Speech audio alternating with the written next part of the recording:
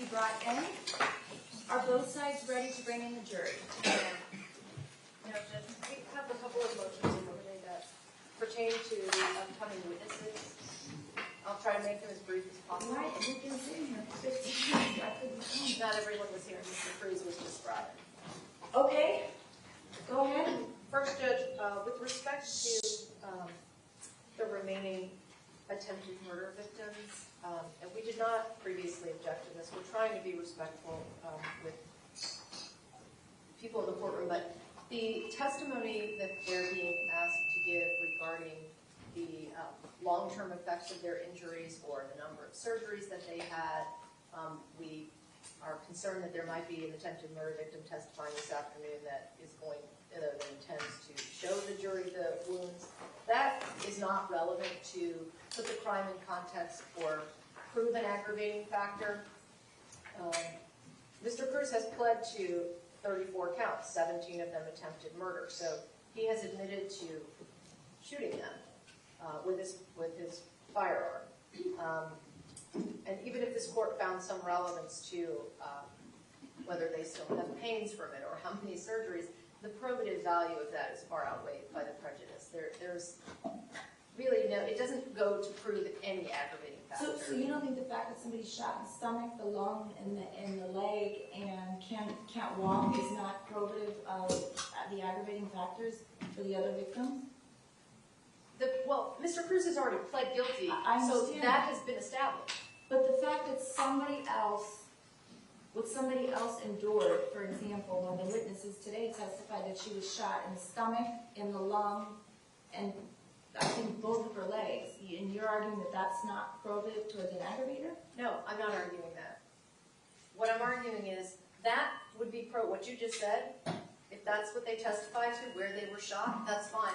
But then to go further into what they still feel today, sometimes I still have pain from it, or showing the jury their injuries. Those things are not probative to prove any aggravating factor. The aggravating factor is that it was a contemporaneous felony, which he has already pled to, and they have testified to in simply saying, I was shot with his firearm. So it's not relevant, it's not probative, and any prejudice far outweighs that.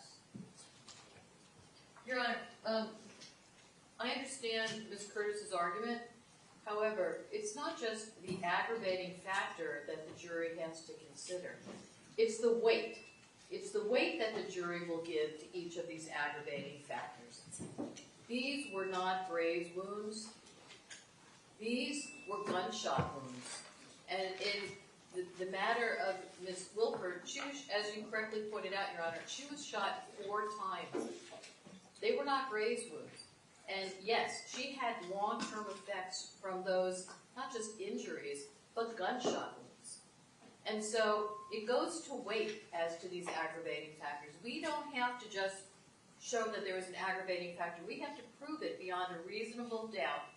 And we have to show that there's weight, significant weight that's attached to it, because we are limited by statute as to how many aggravating factors, and in this case there are 7. Ian, there's some feedback. Try again. Sorry, that's like a dog whistle or something. Okay.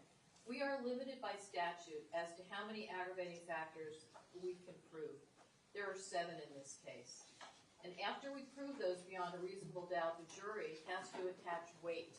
Not just look at how many aggravating factors there are in relation to how many mitigating circumstances that only have to be proven by the greater weight of the evidence. We have to prove ours beyond a reasonable doubt, and the jury has to weigh them. These are weighty. We are showing the weight that should be accorded these aggravating factors. And yes, it is relevant for the jury to know that these aren't just grazed wounds. Some of these people escaped within an inch of their lives, Your Honor, and it is entirely relevant for those questions to be asked. And I would point out that the record will speak for itself, because there has not been an inordinate amount of questions or time devoted to that topic. The questions and the record will reflect that these witnesses have been put on, quickly asked questions, and gotten off the stand We have not belabored any of these points. We're merely putting on these witnesses and going to their injuries and if they've had any long-term effects, to go to the weight of their injuries, the weight of the aggravators for the jury to consider.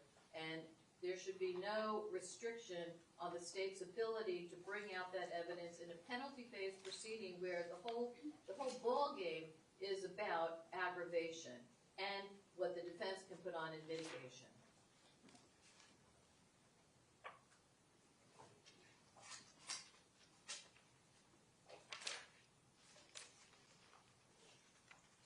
Great. Is there anything else as far as this argument goes? Judges, I would say that the fact that he pled guilty has already proven that aggravator beyond a reasonable doubt. That may be your point of view, but that doesn't, there's no, you can't determine the amount of evidence that the state can put on if it goes to if it's probative of an issue in the case. In other words, it might not be good for your side, but if the state wants to put it on, I don't know any rule that says there's a limit to how much probative evidence that they can set forth if it goes to a material issue that's going to be decided.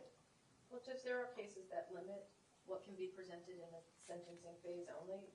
Evidence necessary to familiarize the jury with the underlying facts and to prove an aggravator. Because as far as I know, the witnesses that are testifying to the extent of their injuries in the indictment, they're charged not only with an attempted murder in the first degree, but that the discharge of the firearm inflicted great bodily harm. Right. So you're saying the case law says that they can put on evidence of the crime. Well, that's one of the elements of the particular crime as it relates to the particular victim.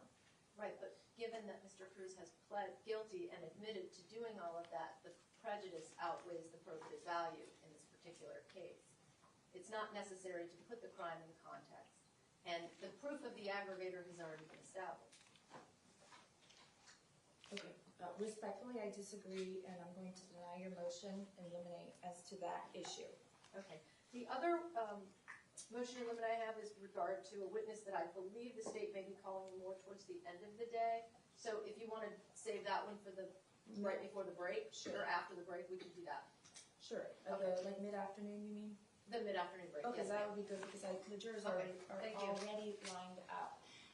Mr. Sachs, as opposed to me telling you to call your next witness, I'm just going to have you call the next witness so that when you run out of witnesses for the morning or the afternoon, or then you can let me know, as opposed to me telling you to call your next witness and then Okay, you so- saying, we don't have any more for the day. I'll be happy to do that. I just didn't want to be rude. No, so- I know. Normally I say state, call your next witness, Right. but under these circumstances, because there's so many witnesses and you know how many No, you're calling and I don't. I don't mind. I just Okay. didn't want to No, it's not, usurp the court's ability to say what's going to happen next. not a problem at all. Okay.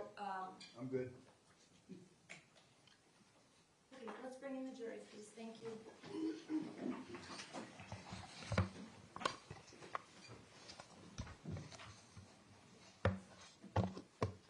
Juries are entering.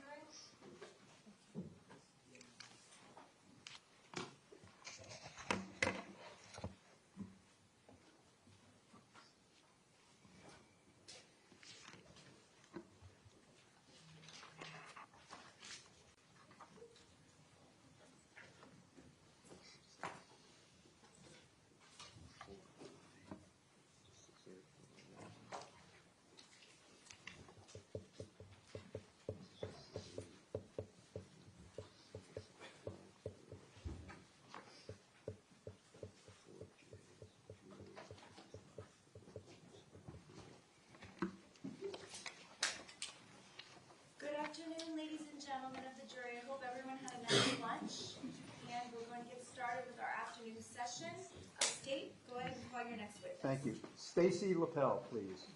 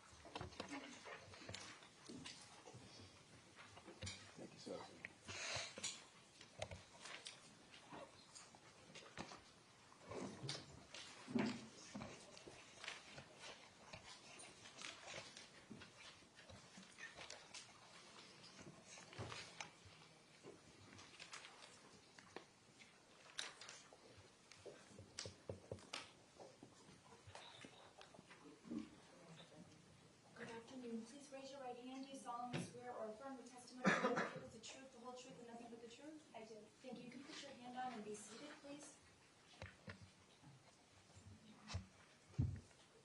Please speak into the microphone and state your full name and spell your last name. Stacy Lippel, Lippel. And your occupation, ma'am? I'm a teacher, And how long have you been a teacher? 16 years, And where do you presently teach? Stoneman Douglas High School, And how long have you taught at Marjory Stoneman Douglas High School? 10 years. Okay. Where is Marjory Stoneman Douglas High School? It's in Parkland, And where? Where? Do you know the address? 5901 Pine Island Road. Okay. And it's bordered by the Sawgrass and Homburg, right? Correct. And Carl Ridge Drive to the west. Right. Okay. So were you assigned to a particular classroom? Yes, I was in room 1255. So on Wednesday, February the 14th, 2018, you were in classroom 1255. I correct? was. Prior to Wednesday, February the 14th, 2018, how long have you been in that class? I almost said courtroom, that classroom. That was my second year in that classroom. Okay. So I'm going to show you State's Exhibit marked 4I for identification. It's a diagram.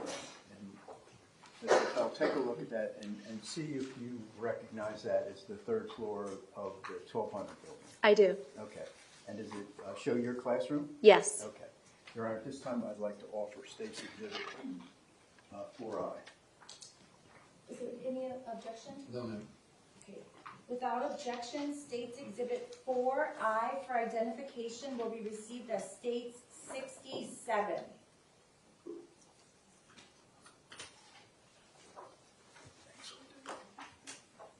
Okay, Ms. LaFell, I want to show you now State's Exhibit 67. Can you see if I can work this? Not bad. Can you see that? Yes. Okay. And if you know how to work the I do. Okay, cool. Could you mark where your classroom is? Okay. And do you know who Scott Beagle is? I do. Who is he? He was a teacher whose classroom was right next to mine. And could you draw with a different color, maybe, where his classroom was?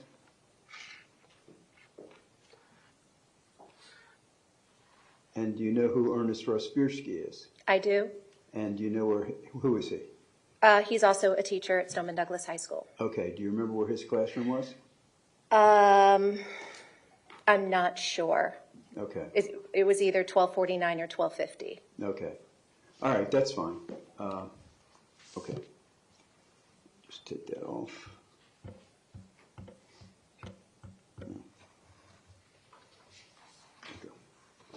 Okay, so let me take you to Wednesday, February the 14th, 2018. Fourth period. Would you please tell us what happened? We were almost finished with our fourth period class. I was teaching creative writing, which is a mixed class, 9th through 12th graders. And around 2:20, I heard a popping sound, which was, to me, it sounded like it was coming from outside to the east of our building. It was kind of low and muted. In a kind of, my classroom, we had about 38 kids in the class, so there was a lot of noise, just talking and some music. And so the sound was muted, but it caused us to pause. I forgot to ask you, what are you teaching? English and creative writing. Okay, anything particular that you were teaching on this particular fourth period class? We were writing love letters, or love to hate letters. Okay, and your classroom, it's the second one, based on the diagram, from the east side on the north side of the hall. Am Correct. I describing that correctly? Yes. Okay. All right, so go ahead. You were working. So we were busy. We heard a popping sound, caused us to pause, and didn't sound menacing really in any way, but just kind of caused us to sort of stop. But in my mind, I thought it could be firecrackers because, it was Valentine's Day. People had balloons, and they could be popping. Or the first thought really that came to my mind was that something fell over, a computer cart with computers, and it just sounded like metal on metal. But again, very muted. Mm-hmm. Do each classroom have computer cards? All the kids have computers now, right? So Right. Then most classrooms had their own computer card. Okay. So go ahead. What happens then? After that, we resumed. Some kids were kind of quieted down a little bit. I think I heard popping sounds again. I don't quite remember because simultaneously the fire alarm went off. And the fire alarm in the 1200 building is piercing.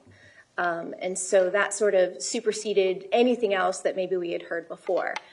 So I grabbed my emergency folder and my phone, and I yelled over the noise and motioned for everybody to leave the classroom and meet up where we normally meet up. And where do you normally meet for? We'll usually meet in the by the fence on Holmberg Road, like inside the fence. Okay. We're all assigned to different spaces. So when you go, when you leave for a fire drill, you go out the east stairwell? Right, so every classroom goes a different route. In our Right. classroom, we would go to the east. Because you're 2 classrooms from Right. the stairwell, right? Correct. Okay.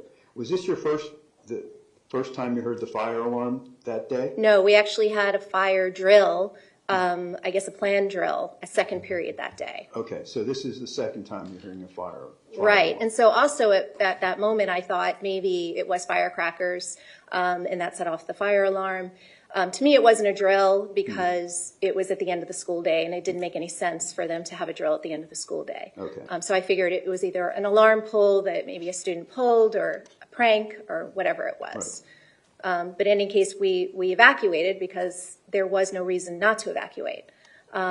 So I waited for every child to get out. Well, the hall sort of fills up very quickly, so our hall was filling up with students pretty quickly. And so I would say there was maybe a classroom full of kids in front of my class. So everybody got out. I was the last one out. And I made sure the door was locked behind me. They didn't lock automatically, but I just double checked that the door was locked. And I started walking behind my students. And so kind of like neck and neck with me was Scott Beagle. He was on one side, and then another teacher was on the other side. And I can't remember his name now. I'm sorry. So we start walking towards the stairwell, which is about 20 feet from my classroom. Maybe I walked about 2 feet, and I heard the screams before I heard anything else. So all of a sudden, I hear kids screaming, and then there was a log jam right before the stairwell. No one was moving. The crowd started moving backwards towards me. And so as that was happening, I heard shots, gunshots. It wasn't really connecting that it was gunshots. It was just very, very loud. So I turned very quickly, walked straight to my classroom, unlocked the door, and then kind of simultaneously I locked it back in the position to make sure it was locked when I was able to close it. So I opened my door, and kids started running. They were screaming, they were running. It was extremely loud, chaotic. Heard shots, the fire alarm was still going off, and everyone was just kind of running in a haphazard way. Okay, and then what? I got my door open, students started just running into whatever classroom they could run into. So students that weren't assigned to your class were also running into Yes. Okay. So my door opened, so I was facing the east. And then I saw Scott right in front of me. His door opens the opposite way. Is there anything between, you're on the north side, is there anything between your classrooms, like on the south side, there's a partition between? No partition. There's no partition like it exists? Right. No, okay. We're in an alcove together. Right, so it's just flush doors, right? Right. Okay. So after what seemed like a long time, but it really wasn't, I saw the shooter emerge from the stairwell. So I just sort of saw him walk, and my memory is that he was standing in front of the stairwell, sort of splaying the rifle back and forth. And it was just shot after shot after shot. It just never stopped. Kids were running. Kids kept coming into my classroom. My door was open. And there was a point where I don't remember why or when or how I decided to close my door. But I grabbed the handles of my door to pull it closed. And when I did that, I felt like a ping and like a heat brush against my arm. And as I'm doing that, I know I could see Scott from my peripheral, and so I yelled at him to close his door. And so as I'm closing my door, I'm just kind of hanging on to that handle really, really tight, hung on to it as it closed, waited there a couple of beats, and then I ran over to the corner where my students were hiding. Okay. Did any students still outside your door, or did you get them all in? I got them all in. Okay. And what did you see about Scott? Did you, after you yelled, close your door, Scott, anything? No idea. How close did you get to the shooter? He was about 20 feet from me, but moving in. He And was what did walking towards me. What did the rifle, if you had a chance to look, what did the rifle look like? It was long and black. Okay. All right. So you go into your classroom and you run to where the kids are hiding, right? Right. So then what happens?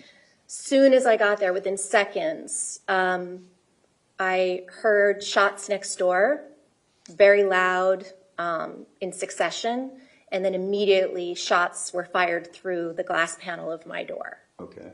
Maybe 3 or 4. Anybody hit in your classroom? No. Okay. Then what happened? We were all adjacent to the door, so it was adjacent to the hallway, I should say, so out of the line of sight of the door.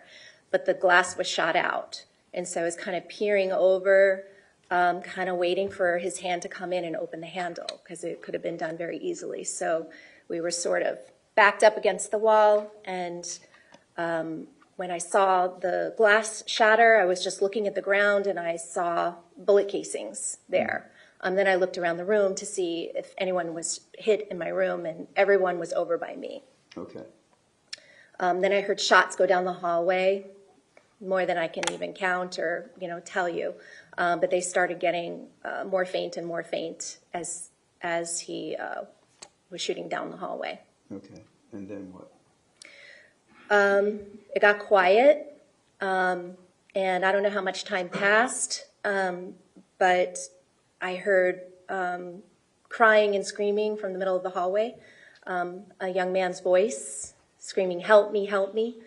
And, we couldn't open the door. Right. Did you ever learn who that voice belonged to? Anthony Borges. Okay. Before you evacuated your class, how many students, Ms. Lapel, did you have in your class? About 38. Okay. And do you have any idea how many you had in your class Probably about 20. afterwards? Right. Okay. All right. Right now, I'm going to show you a video, and you tell me who these participants are, or these people are in this video, okay? Is that okay? Yes.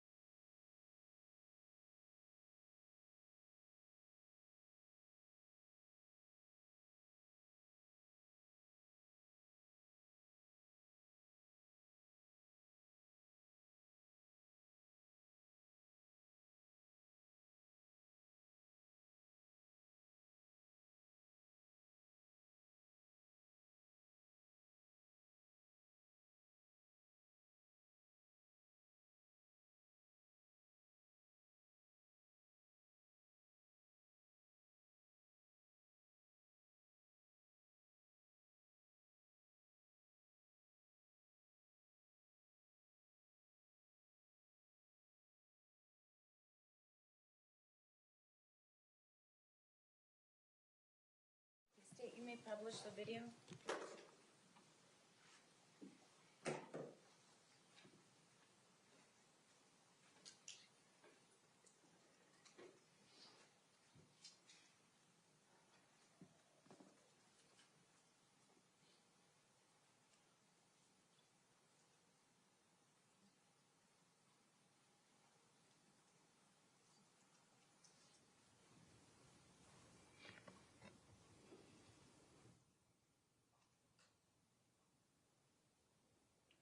Stop it for a second.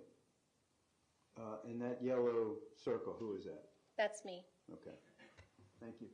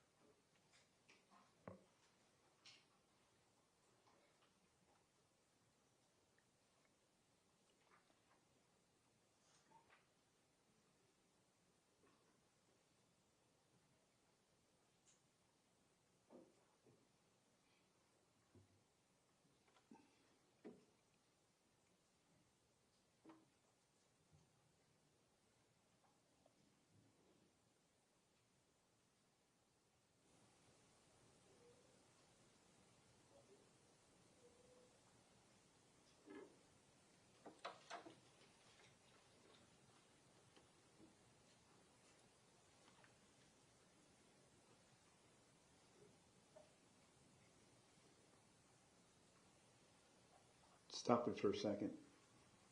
See the yellow circle now? Yes, Who is that? that's Scott Beagle. Okay.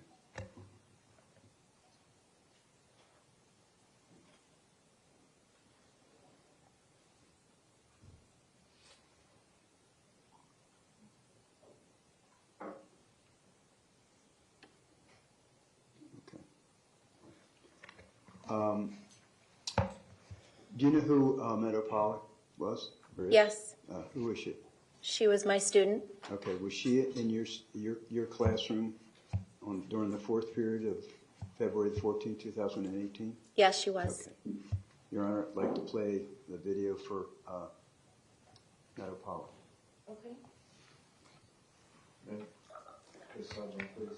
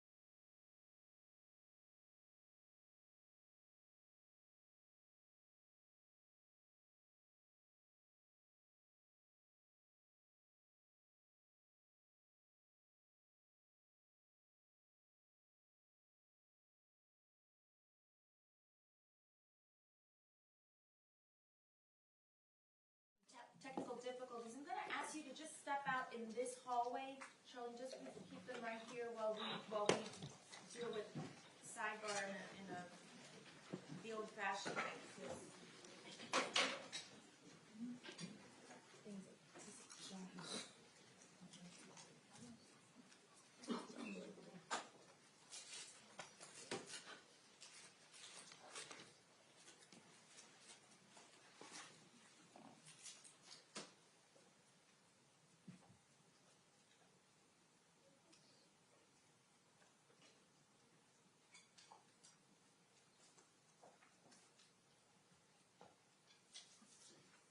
Okay, the jurors have exited.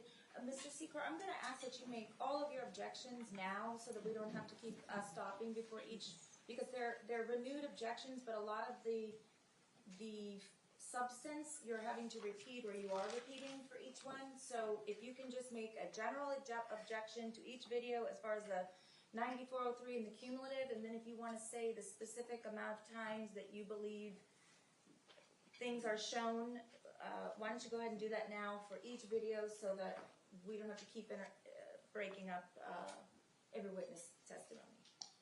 Okay. Hang on just 1 second, please.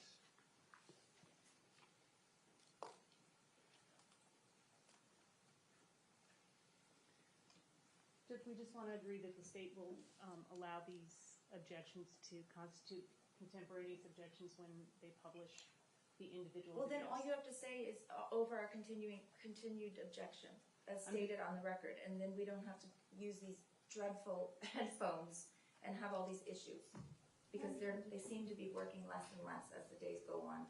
We don't have to go sidebar for every time they want to object. They just put it on the record because that's what they're doing. Right, that's what I mean, but Right. that's why I'm asking for you to place your objection on the record now while the jury's out, and then you can just renew your objection at the time the evidence is offered or published. I understand, Judge, we just don't want to waive any issues that may arise down the road that we didn't make I contemporaneous don't think objection. you'd be waiving it. In fact, I don't know of any law that says you have to repeat every single grounds that you've already stated in order to preserve your objection. I think you can just say, over our renewed objection, and that's it. I don't think there's any law that says you have to repeat all of the same things every time. All of the same arguments every single time. If you are, I'm happy to review the law, but I think that what you're doing is plenty to preserve your objection. State, do you agree? No, for this, I agree with what you said, but what Mr. Secor is doing, and I'm not, laying any blame on anybody or saying they shouldn't do it, but he's also doing anticipatory objections that may come true or may not come true. I agree. Because, we're not necessarily going to show Ms. Littell everything that he says we're going to, or any other witness. So, we don't have any objection to obviously what you said, but the objection should be for what's going on, not what may happen in the future. That's my only concern.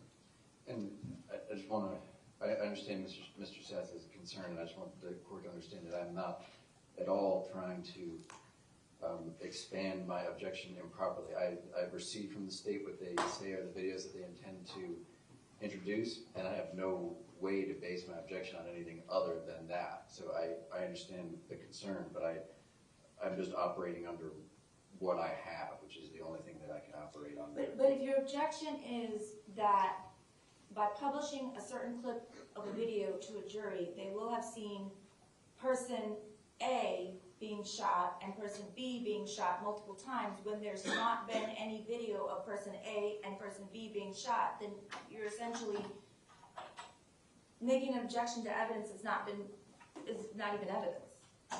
So, and the state is saying they may not even show that evidence. And I'm using the example of person A and person B because I understand.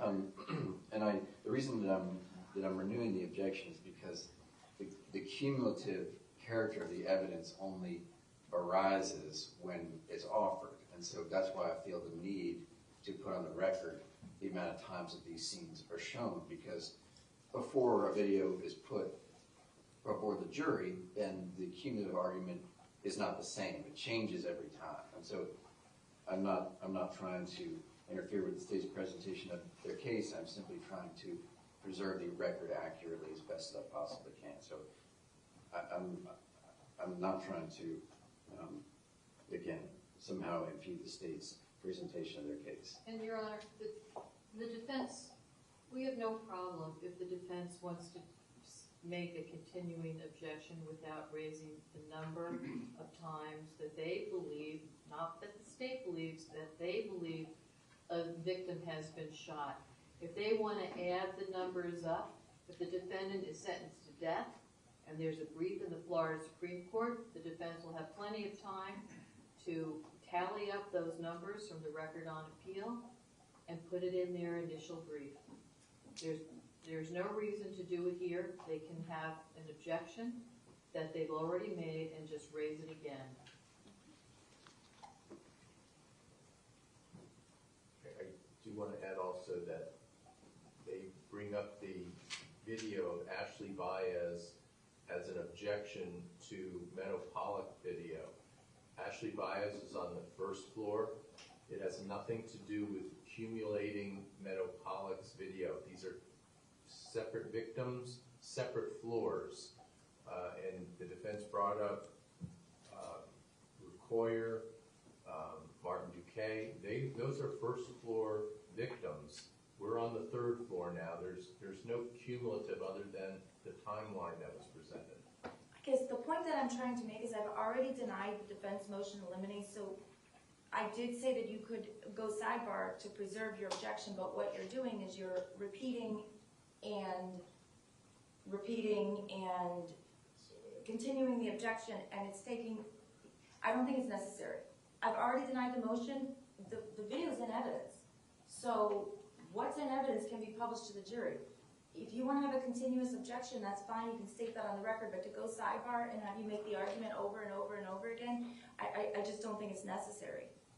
And believe me, I certainly don't enjoy making the argument over and over again. I just want to make clear the reason that I'm doing it is because the cumulative argument changes when a video is shown to the jury. That's the reason that I understand what you're saying, but you're not just limiting it to that. You are making the entire argument over again, each and every time. And we have 17 videos. I don't need to hear all of the other arguments. You said you were simply going to go sidebar and tell me what you thought exactly was different and that what would be shown to the jury on multiple occasions, but we're going way beyond that.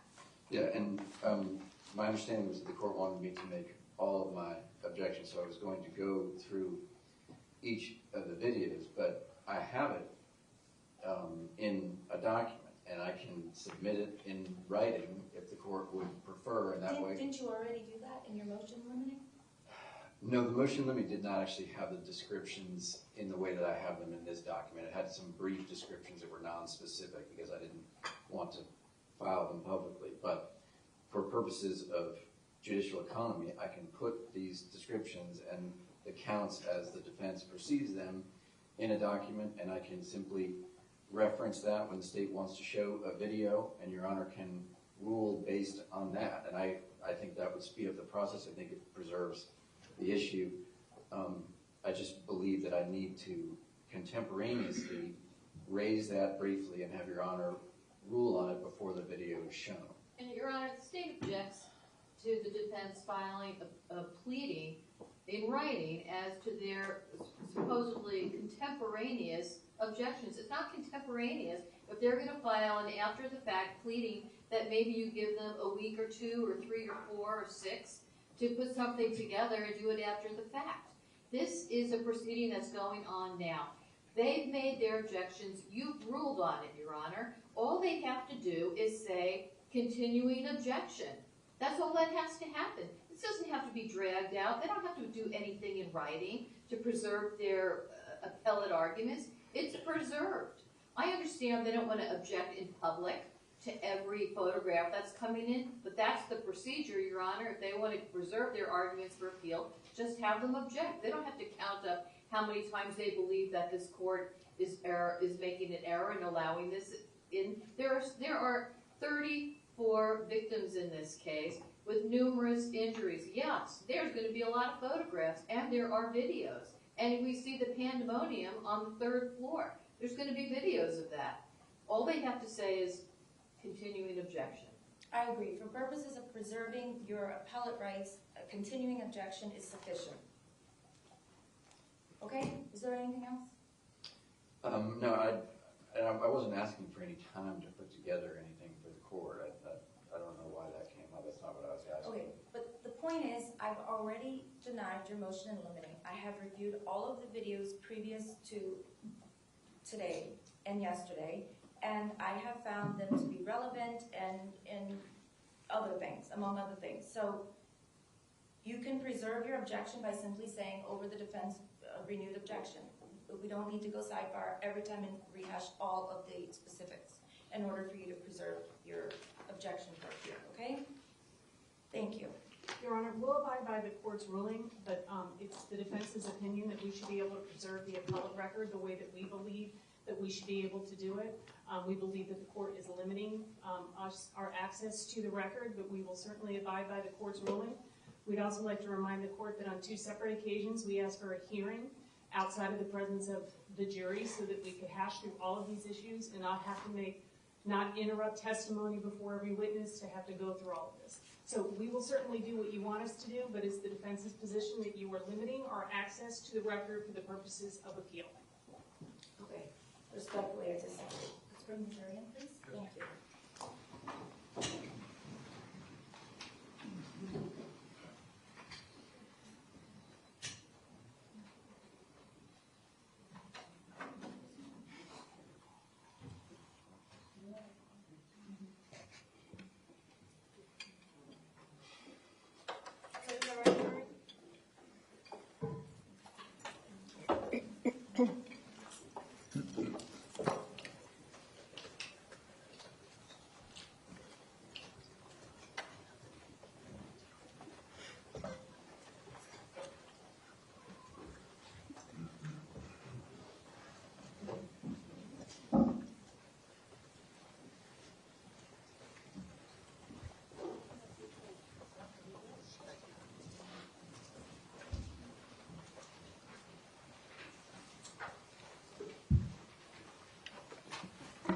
Thank you for your patience. The jurors are present. Everyone may be seated. Mr. Sachs, you may proceed. Thank you, Your Honor.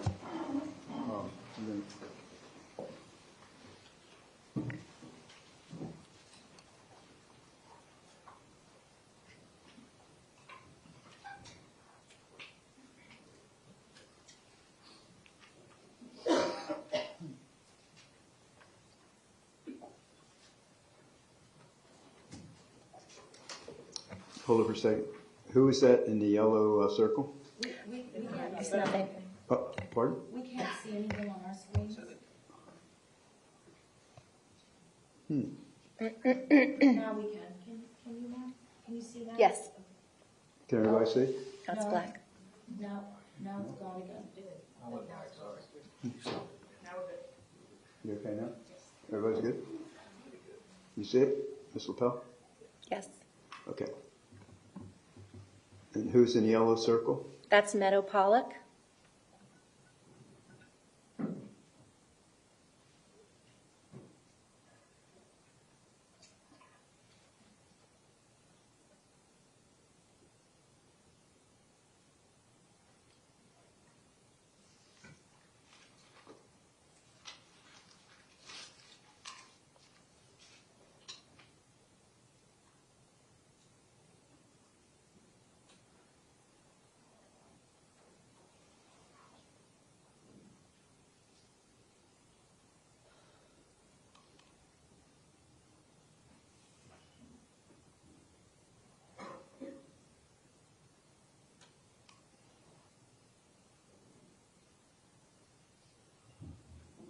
Okay.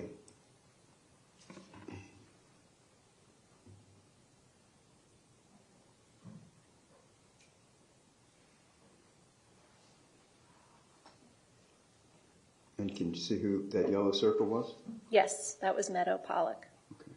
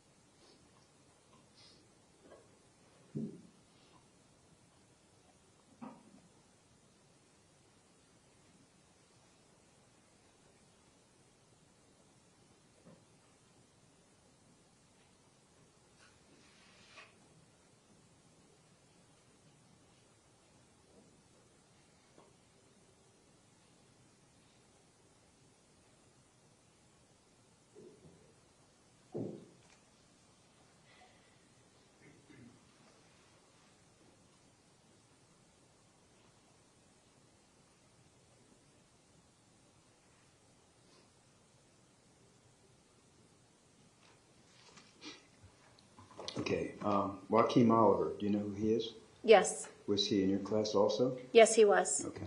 Your Honor, I'd like permission to publish this. You may. Seeing objection pursuant to DMIL 12 in the court's ruling regarding preservation. Thank you.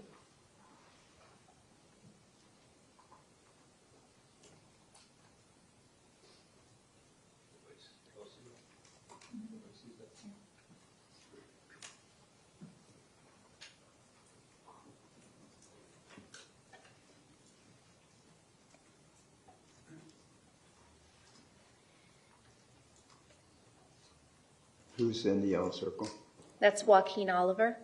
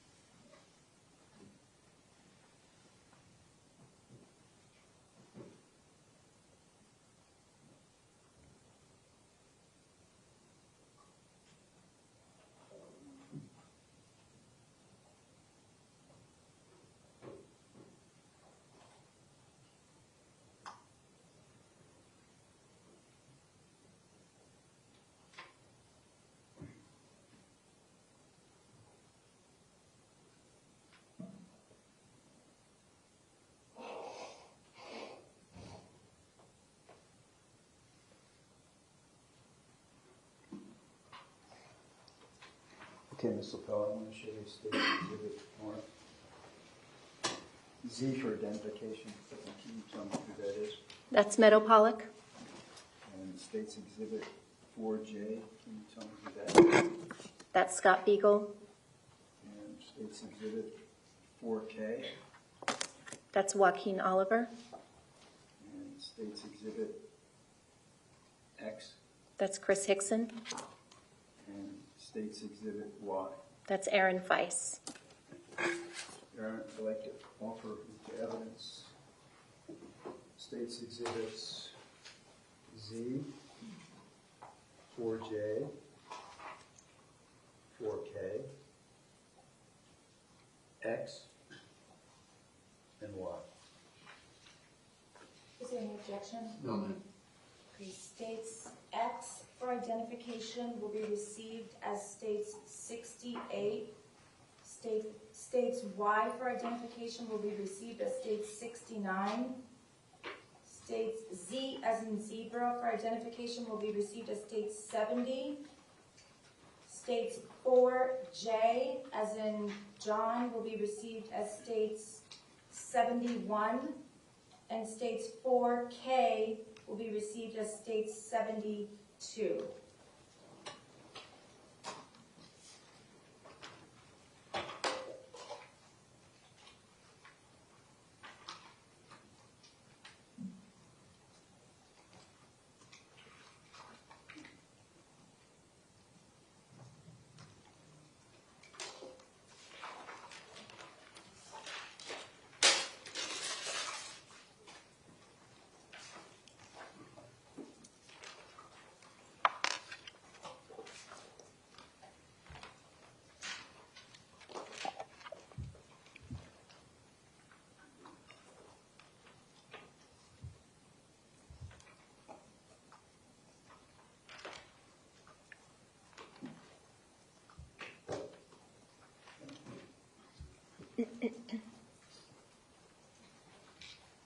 Your Honor, may I publish these photos, please? You may. And this is States Exhibit, sorry, Mr. Bell, States Exhibit 70. That is, The picture is really, I mean, I know who it is, but it's hard to see the picture. Oh. Yeah. That's Meadow Pollock. okay. And States Exhibit 71. Scott Beagle. States Exhibit 72. Joaquin Oliver. States Exhibit 68. Chris Hickson. And States Exhibit 69. Aaron Feiss. Okay, I'd like to play for you Christopher Hickson to the court commission The surveillance video. Yeah. video? New objection pursuant to DMIL 12 and the court's ruling regarding preservation. Okay. Over the defense objection, you may publish. All right, I'm just, Your Honor, with the court commission, play the beginning and then have the witness excused if there's no, after cross-examination. Sure. We don't have any questions, so whatever you want to Okay, do. so can we start it and then Ms. Lepel can leave and, Sure. okay.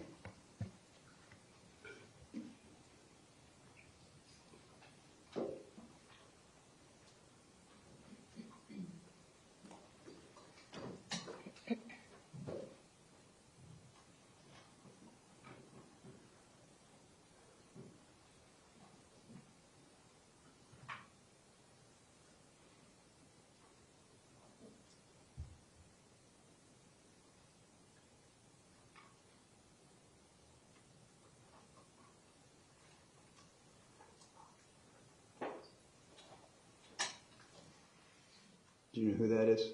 Yes, Who is that? that's Chris Hickson. Okay, can we pause it there, please? Ms. Lepel, thank you very much. Thank you. You can step down.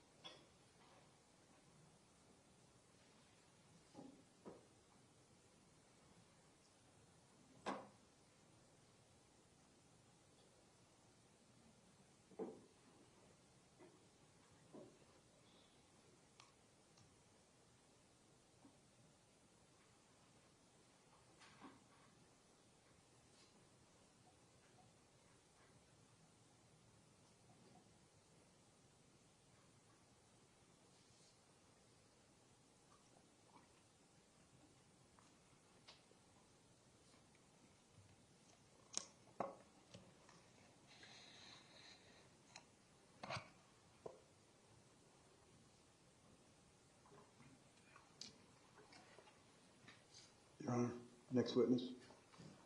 Okay, go ahead. Veronica Steele.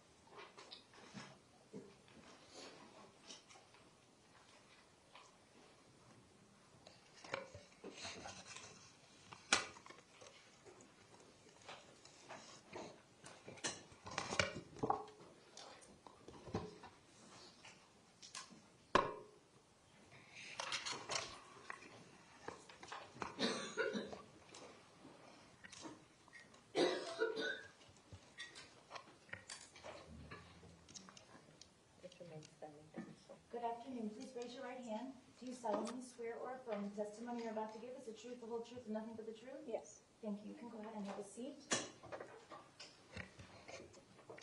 Please speak into the microphone, state your full name, and spell your last name for the record. Veronica Steele, Steel. Thank you. Good afternoon, Ms. Steele. How are you? Good, how are you? Good. Do you go to school? Yes. Where do you go to school? Florida Gulf Coast University. And what year are you in? My sophomore year. Sophomore year? Yes. Where did you go to high school? Douglas.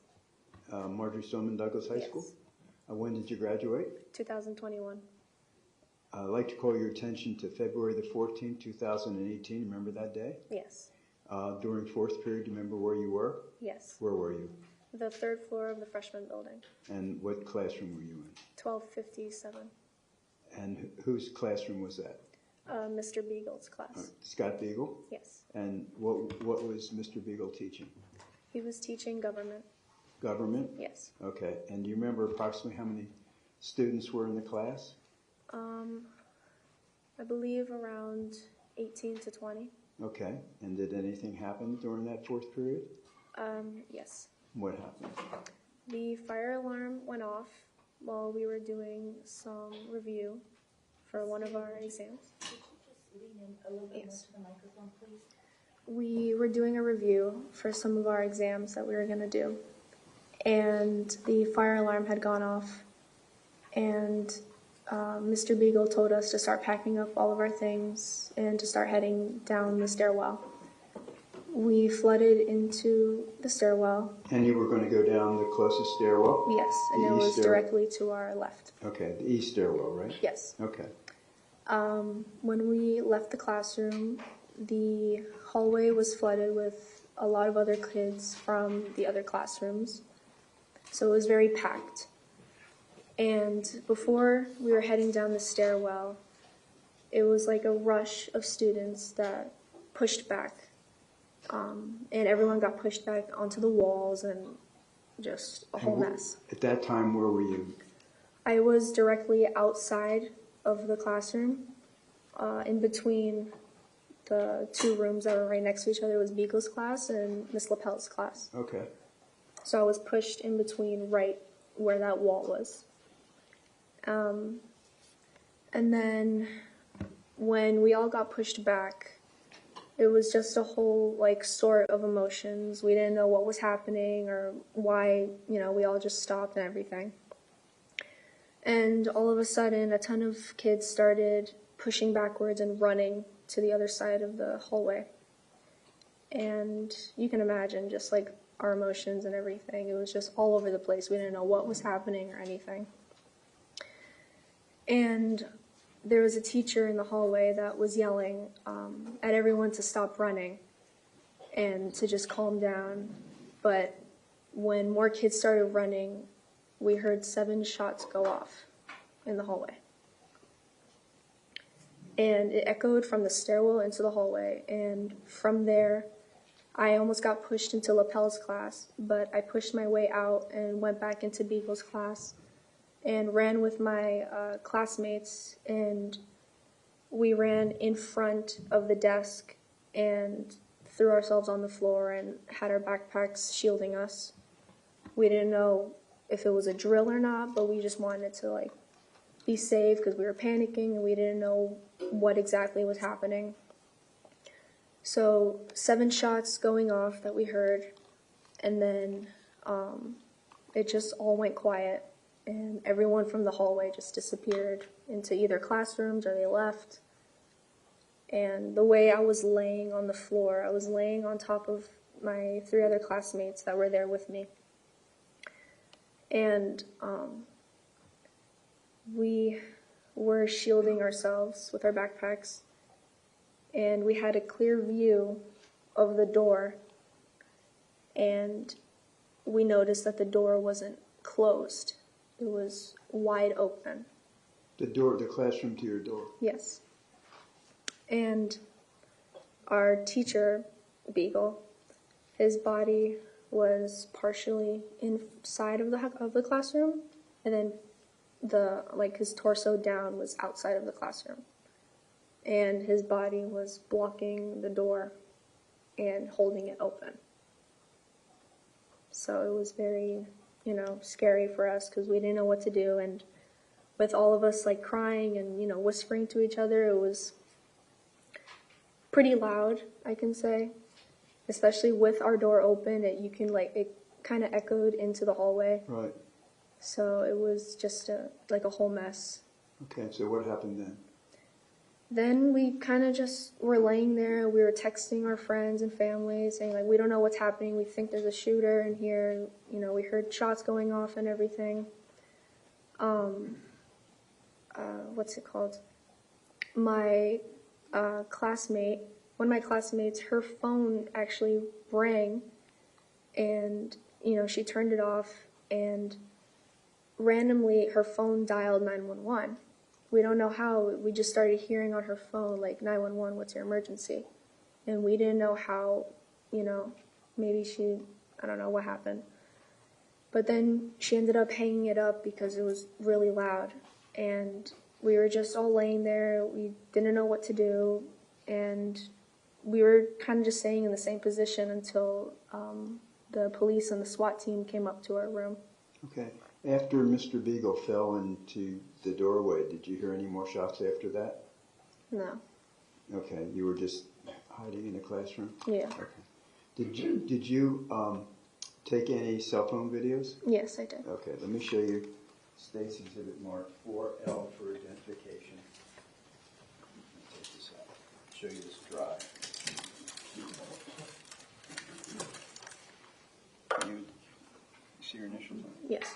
So you recognize this? Yes. And you've watched this? Yes. And this is truly and accurately depict everything you took on your cell phone Yes. on February the 14th, 2018? Yes. Okay, Your Honor, I'd like to introduce some evidence of Is there any 4L. objection?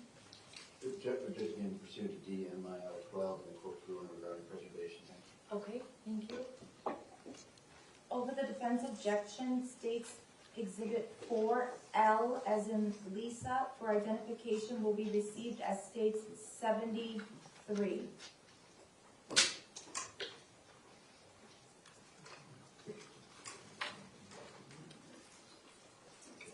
I'm going to play 73 for you, okay? Okay.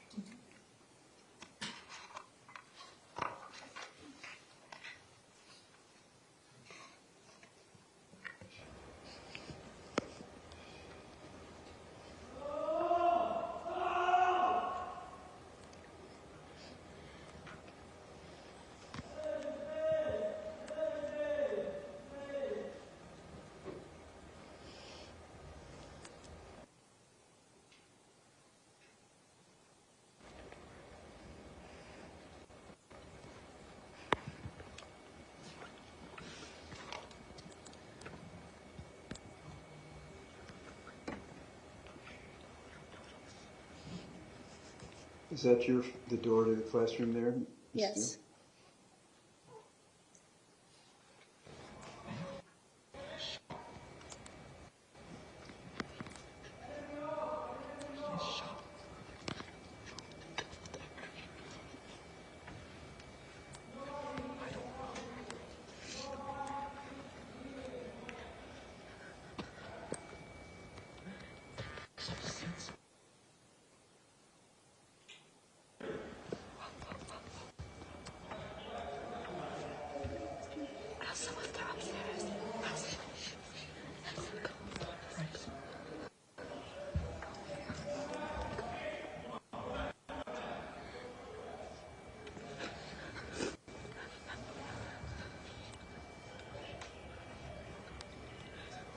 And is that Mr. Beagle lying there?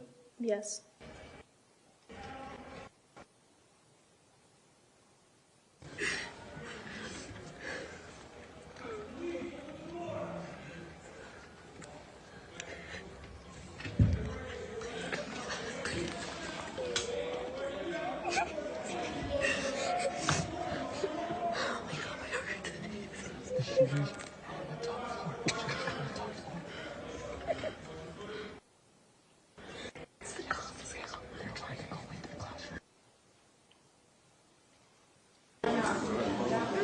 Hey, look straight, look straight. Look straight, look straight.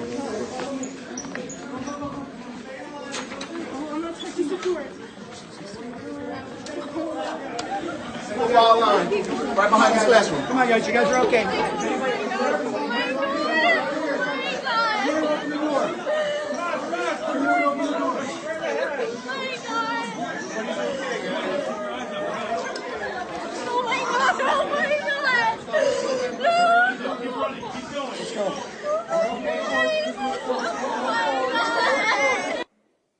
So those voices that you heard, they were the police coming? Yes. Okay. Thank you, Ms. Gill. I have no further questions, Your Honor. Any questions for the witness? No, ma'am. Thank you, Ms. You're excused. Thank you. Anthony Borges.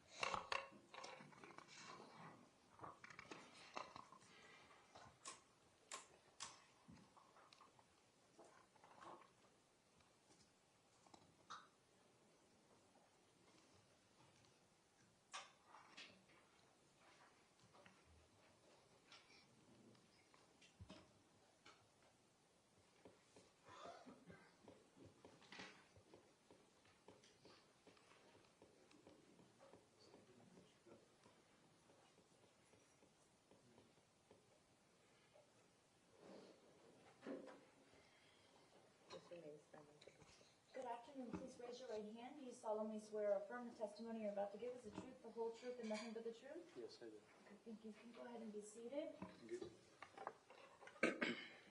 Please speak into the microphone and state your full name. Spell your last name for the record. Anthony Borges, Borges. Okay. Mr. Borges, are you working? No. Did you go to school? Yes. Where do you go to school? Atlantic Technical College on Coconut Creek, doing Okay. automobile service. Okay. Where did you go to high school? Where did you go to high school? Oh, where? No, I'm going to college. No. But before you went to college, you went to high school, right? No, I went to, I should change the program. I went to Richard School. Okay. Did you ever go to Marjory Stoneman Douglas High School? No. I mean, I did, yes, I did. My freshman year. I thought you did. Yeah, for sure. Scared me there for a minute, Anthony. When did you go to Marjory Stoneman Douglas High School? I actually don't remember. You don't remember? But that was way back. Okay. All right. Do you remember February the 14th, 2018? Yes. Okay. Do you remember what year you were in on February the 14th, 2018? Freshman year. You were a freshman? Yes. Okay. So I want to ask you about February the 14th, 2018. Fourth period. Remember that? Yes. Tell us what happened, okay? So I was in the third floor on class personalization, 1250, I think. And I was just sitting down, the teacher just explaining about the finals exams and stuff like that. So I was just chilling, sitting, listening to music, and then I hear something weird, like a scream and like some echo. So I turned off the music, and then the alarm went on and then went off. and they went on again like 2 times. So everybody was confused. Everybody just get out of the class. There was like a lot of people in the hallway.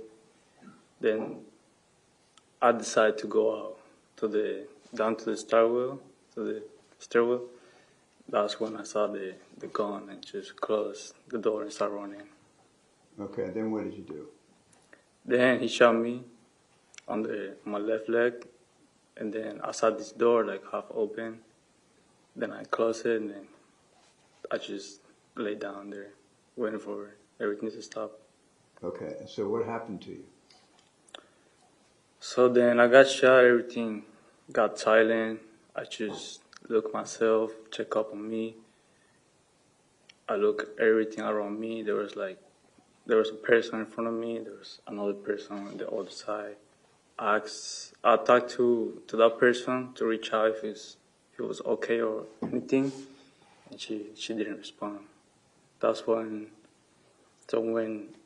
I stopped talking to her, I just reached out my phone and I called my mom first. She didn't answer. I called my best friend. She didn't answer, and then I called my dad. So I told her everything, like goodbye and everything. I threw my phone because I didn't want the shooter just looking at me with the phone and shoot me again. So I just threw the phone. Okay, when you were on the phone, where were you? I was outside the classroom. Yeah, were you standing? No, I was shot. I was laying down in the hallway. So you were laying in the hallway? Yes. Did you call for help or anything? I did call, yeah. Did you call in Spanish and English or just Both? Yes. What were you yelling? Help. Help, help? Yeah. Okay. All right, let me show you.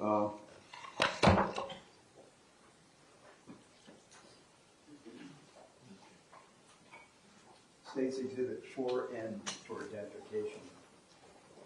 Mr. Borges, and ask you, can you identify that? Yeah, that's me. And that's you? Yes. And that's accurate the way you were on February 14th, 2018? Yes. Okay. Your Honor, I'd like to introduce State's Exhibit 4N. Is there an adjustment? Move it.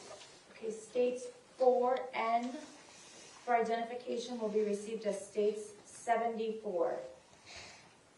And Mr. Borges, tell us what happened. You were laying in the hallway and you were shot. How many times? Do you know how many times you were shot? At that time, I didn't know. I just felt like one shot. Right. But I got 5 times. So Pardon? 5 times. 5 times? Yes. Where were you shot?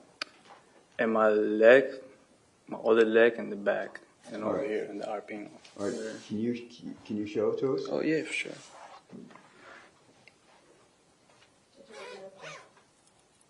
Oh. Back to Yep. leg.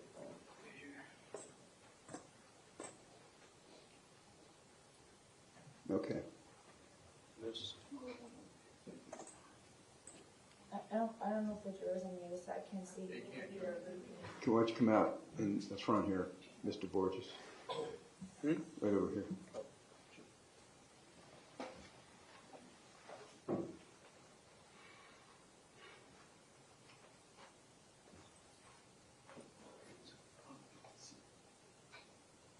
Okay, thank you. And how many surgeries have you had? 14. Okay. All right, thank you, sir. Your Honor, I have no further questions. All right, thank you, sir. You're excused. Yeah.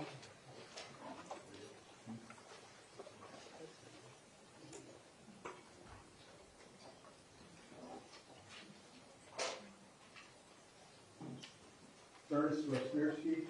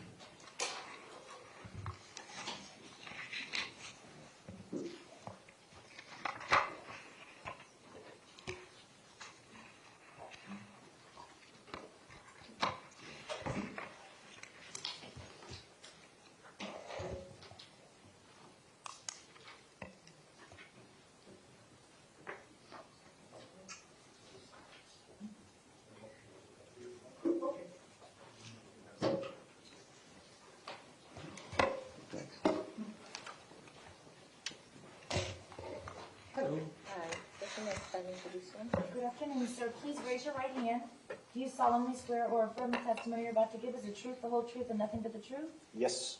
Thank you, sir. You can be seated. Please state your full name and spell your last name for the record. Okay, my full name is Ernest Adam Rospierski. My last name is spelled Rospierski. And what do you do for a living, sir? Depending on who you ask, but very little. No, I'm a teacher at Stoneman Douglas High School. Okay, and how long have you been a teacher? I am going to be entering in my 11th year. Okay, and what do you teach? Students, weirdly enough. But what subjects do I teach? Yes. History. I teach AP European History, International Relations, and Geography. Okay. I'd like to call your attention to February the 14th, 2018. Were you teaching on that day, sir? Yes. Okay, and where was your classroom? In the 1200 building. And what was the number of your classroom? My classroom was 1249. Okay. Let me show you State's Exhibit. Is marked in evidence, Mr. Rospierski, as 67. This is a diagram. Mm-hmm. Do you see your classroom there? Yes. Okay. I'm going to put it on this video here. And could you mark for us where your classroom was? I'm guessing using my finger? No, you're going to see. It comes up. It's and you can pick a color and you can circle the number you were in. Thank you. Ooh, which color? My wife's favorite color is blue, but my son's is red. That's my room. Okay. And is that on the north side or the south side of the hallway? It's on the south side. Okay. And it's two classrooms from the west stairwell. Is that correct, sir? Yes. Okay. Thank you. So, fourth period, what were you teaching? Fourth period was actually my personalization course. Okay. So I wasn't teaching anything. I was actually grading papers. Okay. It was the end of the day. Could you tell us approximately how many students you had in your class, sir? I want to say probably upper 20s, so I think 28 was on my roster. Okay. It's 4 years ago, so a couple thousand kids since then, so I want to say 28. I understand. So, what happened during that fourth period, sir? Well, I'm guessing you're asking towards the tail end of it. Yes, sir. Okay, perfect. Just for clarification, because up until then it was relatively boring, which was awesome. It was a normal Valentine's Day, so lots of kids being excited, lots of candy being bandied about, balloons and what have you. First thing, I'm sitting at my table at my desk grading papers. I had a stack of tests that I had to get through because I wanted to, because they'd just taken them, so I was trying to get on top of that. Right. And then sitting in class, and I heard a fire alarm go off. Okay. So, go ahead. Follow normal fire procedure. Get all the kids out. Walk out of my room, and that's when I saw kids starting to walk towards the west stairwell because that's our normal path. And then they all started coming back. Right. And I was unsure as to why. I started hearing what I thought were gunshots, at least whatever. So I wanted to go investigate. So that's when I walked to the west stairwell. Were you familiar with guns? I grew up in the state of Michigan, hunting, fishing, and doing all types of things. Right. So yes, I'm very familiar with them. Okay, so that you recognize gunshots? Yes. Okay, so how did you respond? What did you do? I went to investigate. I wasn't sure what was going on, right. So I couldn't see anything, but I definitely heard gunshots. So then I returned back in the hallway. I saw a very packed hallway, to say the least, as I'm sure that, I'm guessing some people have seen on video. And I tried to calm kids down and get them into the classrooms that they were supposed to go to. I walked towards them relatively calmly, saying, get back to your rooms, go to where you belong, please. And by the time I got to roughly my room, which directly across from there is the bathroom, actually directly across is the water fountains, but both bathrooms are right there. That's when the shooter came onto the floor. And that's when everyone thankfully ducked into rooms. And I pushed a bunch of kids who were in front of me into the little alcove outside of my door. Okay. And then what happened, sir? During that, at some point, I pushed them all into the door. I think there was 12-ish kids. I then stuck my head out real quickly to see what was going on. That's when I got grazed by the first bullet, because I got a graze on my face in this general area. and then I got another one on my hip that I didn't find until the next day, actually. And I tucked my head back. This all happened very quickly. Right. And then I looked out again. I saw the shooter had the gun up and away because he's about 25-ish feet from my guesstimation. I then tried my neighbor's door because I couldn't get into my room because my keys were in my room because my bag was already packed to go home, and I forgot to grab them as I left. Okay. My neighbor's door was locked, so then I came back after trying her door once. I yelled at the kids to run, and then I took off down the hallway and held open the first door for the kids as they came through. After all my kids came through, at least I thought all my kids came through, I put my foot by the door to let them have time to get down. And after a relatively short amount of time, Kyle came by and it was scrambling down, and I didn't notice at the time, but he was injured. You mean Kyle Lehman? Kyle Lehman, yes. Yeah. And then I held the door after that. I kind of froze for a minute. And then somebody tried to push through. I thought it was a kid. Thankfully, later I found out it wasn't. And then I waited, and I kind of got a hold of myself, and then I thought, okay, where can I go that I can lock a door? So I went down the second floor. There's a teacher lounge on the second floor. I know the door to the teacher lounge is usually kept unlocked, but I knew the bathroom could be locked. So that's where I went. Okay. And you stayed on the landing and held the door for a while, didn't you? Yes. Okay. And when you were doing that, did you notice anyone that was lying on the There's a girl with dark hair. I thought it was Jamie, but I wasn't sure. I reached down and shook her, trying to get some sort of reaction. I got nothing. And that's when I decided to run. I didn't try and grab because, quite frankly, I didn't think I could do anything. Okay. And that was Jamie Guttenberg? I believe so, yeah. Yeah. Okay. Carol Logren, do you know who she is? Yes, of course I do. Was she in your class? She was. Okay. And how about Peter Wine? Also in my class. Also in your class. Okay. I'm going to publish this video, and you can identify yourself for us, would you? Sure. Your Honor, may we? Sure. No objection pursuant to D, MIL 12, of the court's ruling regarding preservation of question. Okay, thank you.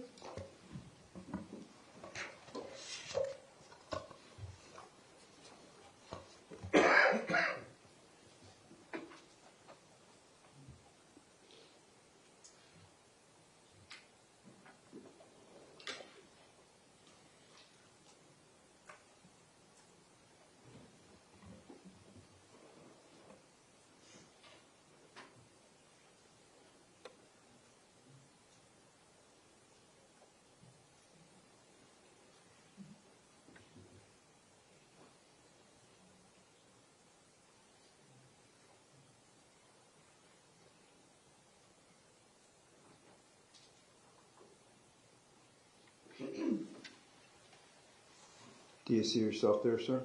I do. I assume that's you in the maroon shirt? That's a safe assumption. Oh, there I am. Now I'm walking out the door slowly.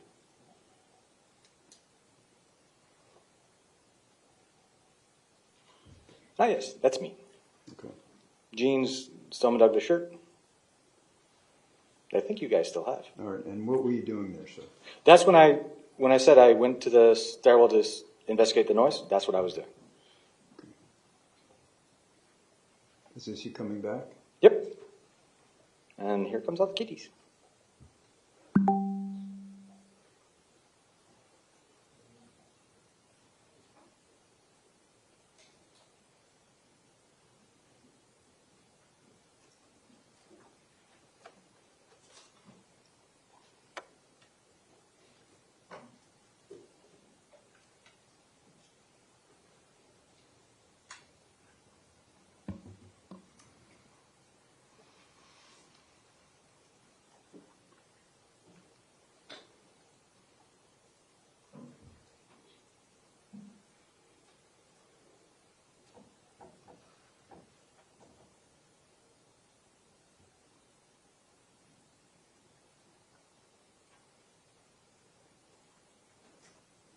Is that when you're going to next door to try the Mhm. door, sir?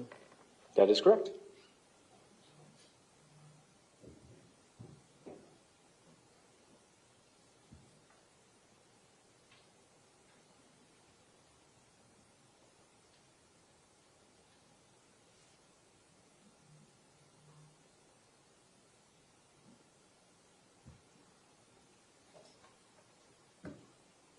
This is the other angle.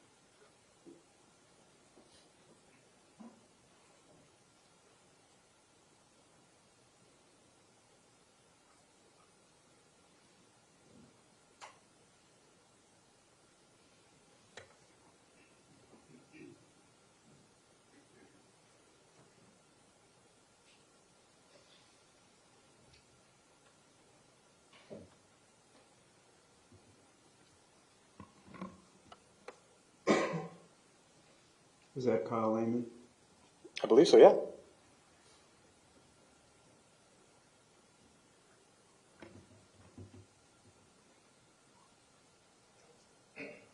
And is that when you said you were checking Jamie? Yes.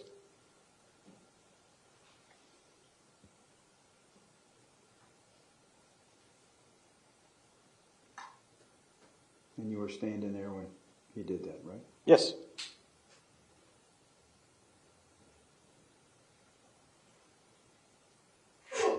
Bless you.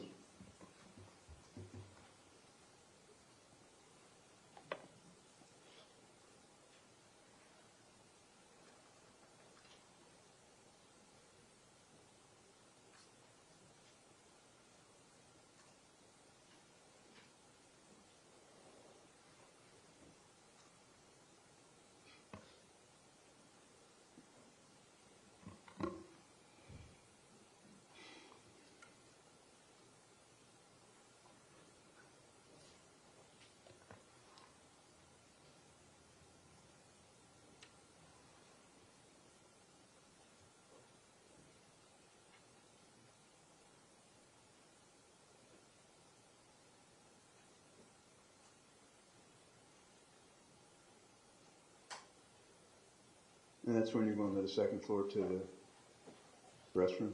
Yes, I did. Okay. And how long did you stay there?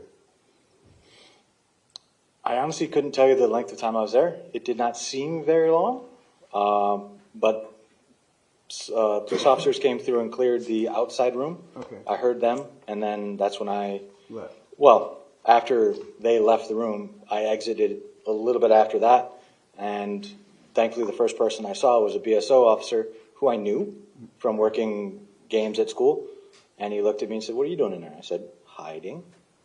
Okay. So, and then you... Then I made my way downstairs and had a bunch of people in very nice uniforms pointing large guns at me. I want to show you State Exhibit 4Y for identification. Do you recognize that person? Yes, Who is that? it's Claire. Kara. Carol Ogren? Yes. Your Honor, I'd like to offer State's Exhibit 4Y. No objection. State's Exhibit 4Y for identification will be received as State's 75. And I'm going to show you a video, and could you tell us if you see Carl Ogren, please? Subject to objection pursuant to D and minor 12 of the court's ruling regarding preservation. Okay, so noted, thank you.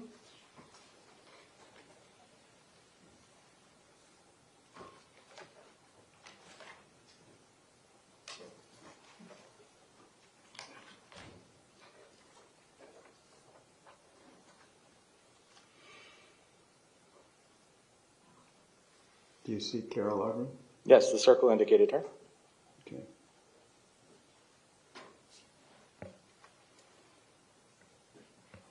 And that surrounding the yellow circle? Mm-hmm.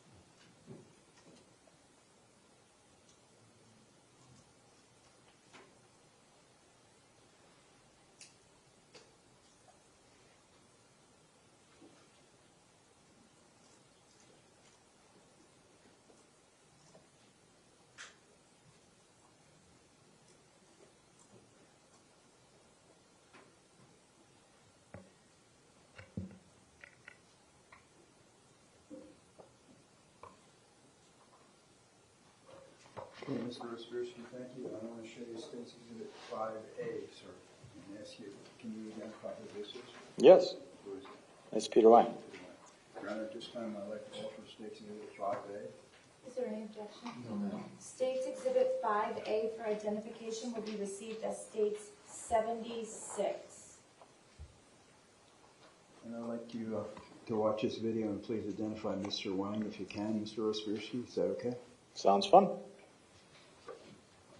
I would renew my objection pursuant to DMIL 12 and the court's ruling regarding preservation. Thank you. Okay, your objection is noted for the record. Thank you.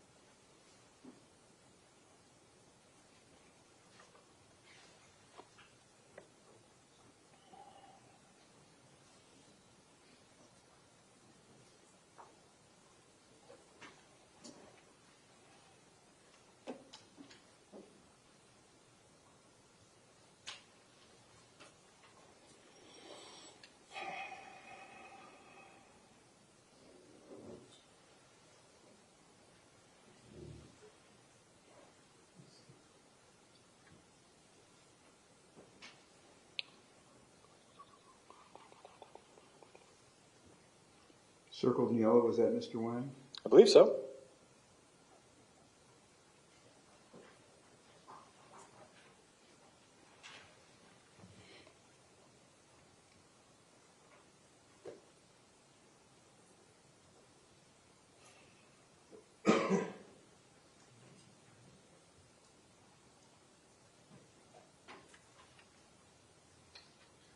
Can you see him now?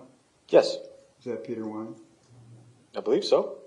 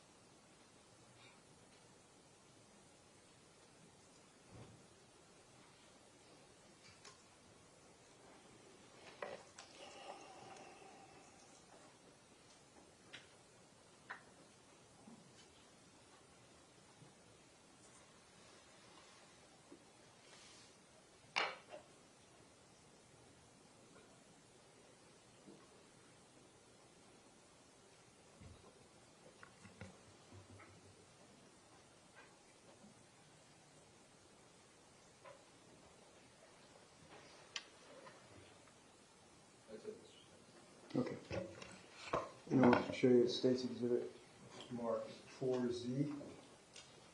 Mr. Respucia? Do you recognize who this is? Yes, Who is that? it's Jamie Guttenberg. Okay, was she in your class? She was. All right, I'd like to, Jamie Guttenberg, please, Mr. Course Commissioner. Is there any objection? Yes, and pursuant to DMIL 12, as well as the court's preservation ruling. Oh, I'm sorry, that was just a photo? I'm sorry, I thought it was a video. No objection to the photo. Yeah, Okay. I'm going to publish the video too, so. Okay, well, let's deal with one thing at a time. 4Z as in zebra for identification is a photo, and it will be received without objection as states 77.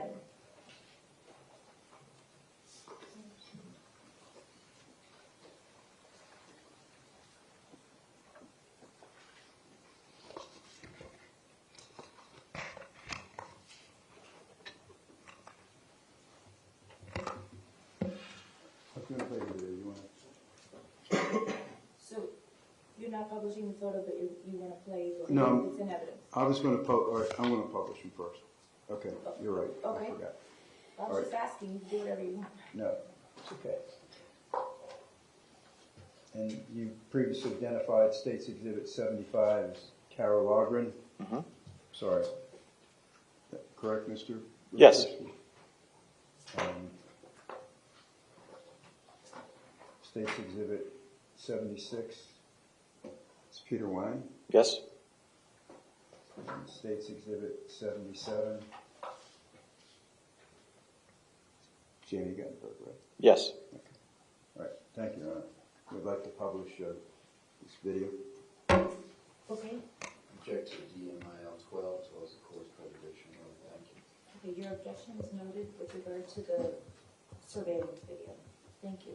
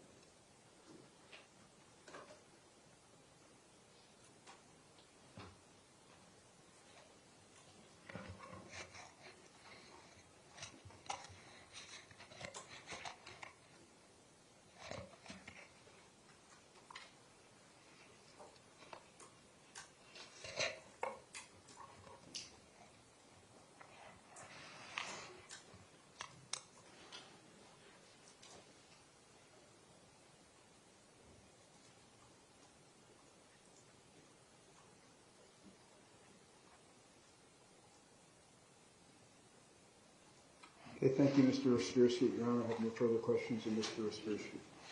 Are there any questions from the defense? No, ma'am. Thank you, sir. You're excused.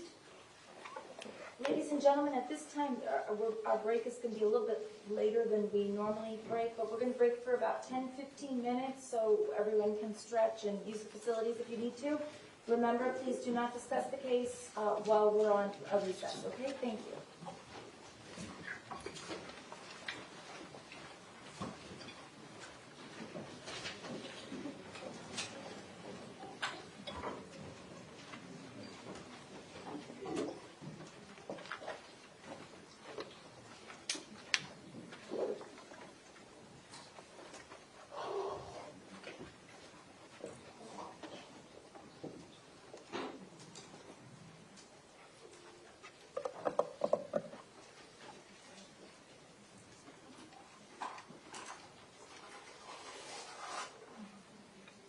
All right, the jurors have been excused. State, how many more witnesses do you have today, just so that I have an idea?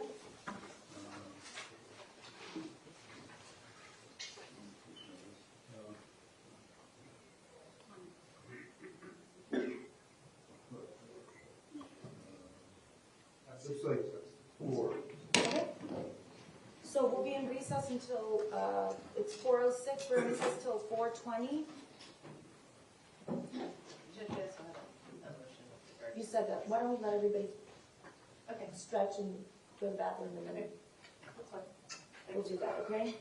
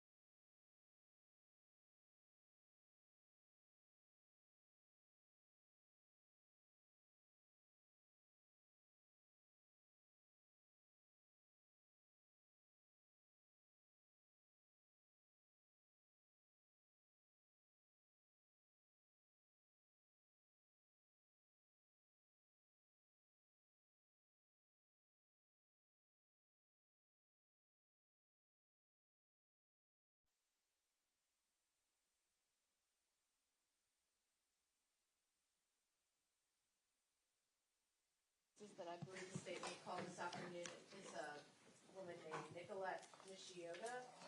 I'm sorry, could you repeat that, please? Yeah, and I'll spell it, I'm sorry. Nikolas Cruz, I'm not sure how to say it. It's Nicolette, last name Michiotta, I believe. Okay. She was not in the 1200 building, but she saw Mr. Cruz as the students were all leaving the campus and heading towards West Glades Middle School and then on to the shopping center where the Walmart is. She said that he was directly behind her. She did have a brief conversation with him. This is from her deposition testimony, possibly her statement. She asked him, she said hi to him and how was he doing, asked him where he was going to college, and then he responded to that. She said that he was behind her as he was walking away with another student. And then at one point in her deposition, she says, as he's right behind me, I'm calling my mom, hysterically crying because we can't find Meadow Pollock. And I'm screaming her name, and he's right behind me. And at that point, I didn't know who he was or what the conversation that was like, anything beyond that, but no emotion to that. No emotion to hearing me scream about her, cry about her, like trying to figure out where she is. So, Judge, and I do want, prior to the lunch break, I did speak with the state, and I asked them if they intended to elicit any testimony about that, because it's our belief that that's not relevant to put the crime in context or to any aggravating factor. And in fact, it would be an attempt to introduce a non-statutory aggravating factor of lack of remorse. It doesn't go to any of the 7 listed aggravators. And the state's response was, didn't remember that, but we can't control what she says. So I'm asking the court to grant this motion in limine. I don't have a problem. We don't have an. Okay. What specifically are you asking me to explain? Right. We don't have an issue with, and I understand the evidence about her walking and seeing him in the crowd leaving, and the shirt that he's wearing. That could potentially, arguably go towards CCP in terms of a plan that he may have had, if that's the state's theory, that he planned to wear that shirt and blend in with the crowd and leave. However, the part about how she was screaming and hysterical because she couldn't find Ms. Pollock, and he was showing no emotion, that is an attempt to introduce a lack of remorse, which is not a statutory aggravator. It's impermissible based on the Pope case, which we have cited previously, I believe, in jury selection, actually. Pope versus State, 441, Southern 2nd, 1073. That's a Florida Supreme Court 1983 case. And I would cite a couple cases that, for both CCP, cold calculated and premeditated, as well as especially heinous, atrocious, and cruel, actions taken after the murders are not relevant to prove those aggravating factors. So any emotion or lack of emotion or actions that he took after would not be relevant to prove the aggravating factors. Perhaps if that something came up in the defense case, it might be relevant to rebuttal, but at this point, it's not relevant to prove any aggravating factor. And so we're asking that she not be permitted to testify to anything about that, and that the state be directed to advise her that she's limited to testifying to seeing him. She can describe what he was wearing and say that she was walking directly in front of him and he's leaving with the rest of the students. But that's, beyond that, I think that would be irrelevant. Well, she had a conversation.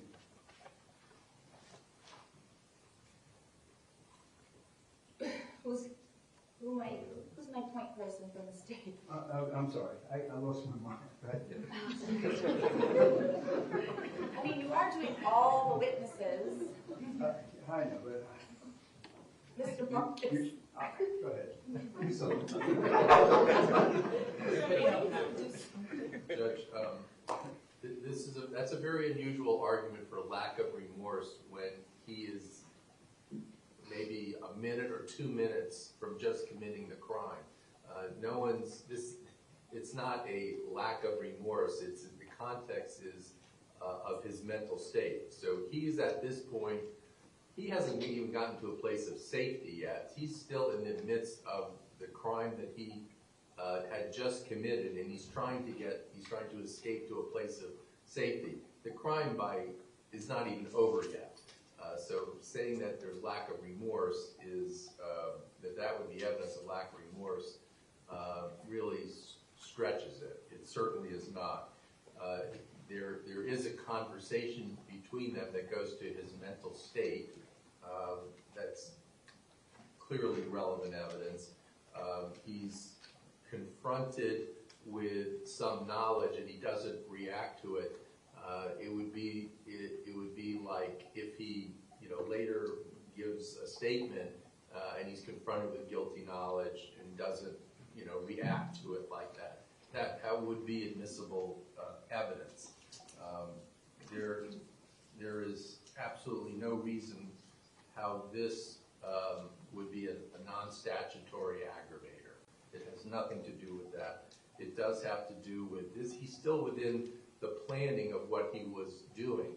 It still goes to cold, calculated, and premeditated because he hasn't finished the crime yet in terms of he hasn't gotten to a place of safety. So this is part of CCP and getting away with his crime and being confronted while he's escaping with information about it, and his lack of answering or emotion about the witness's concern about Meadow Pollock being missing is relevant information. Judge, if I may just briefly, respectfully disagree with that. And I'm going to cite to Hall versus State, 107 Southern 3rd, 262. In that case, the court, and I'm quoting from that case, the trial court's reliance on Hall's actions after the murder of moving the victim's body, changing his bloody clothes, cleaning up the blood, and running from other officers as evidence that he pre-planned the murder is also speculative.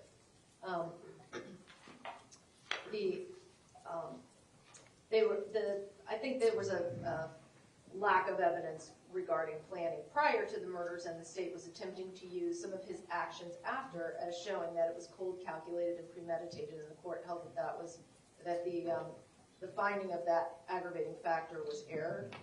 There was not evidence to support that.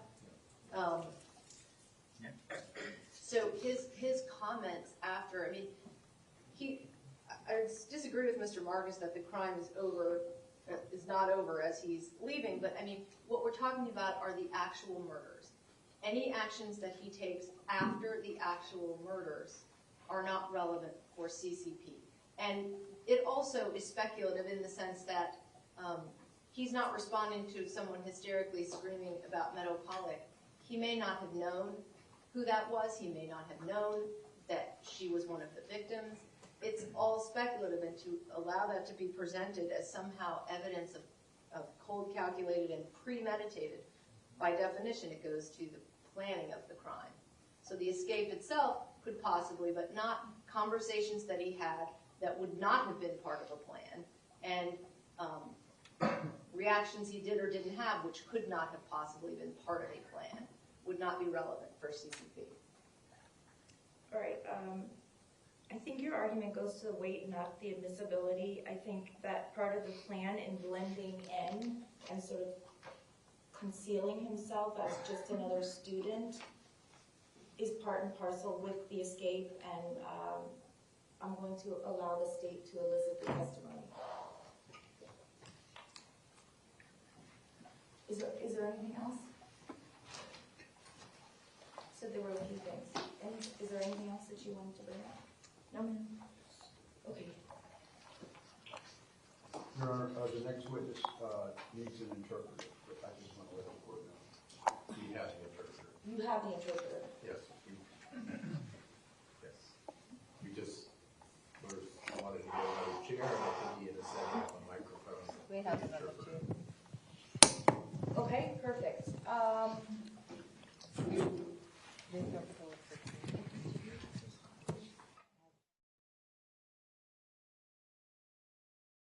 They lost the schedules, so we're gonna put these on their chairs, which just say this week and next week.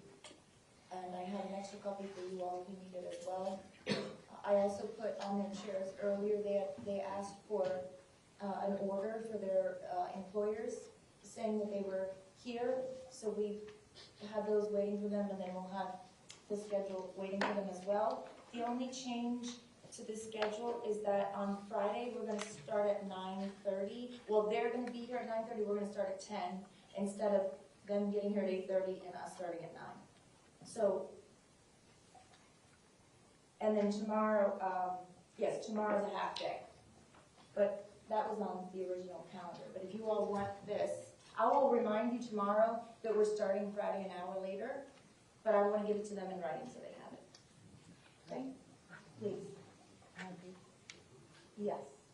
Those are extra. These are extra. Okay. So we have plenty of extra if anyone needs it. You can let me know when we recess, okay?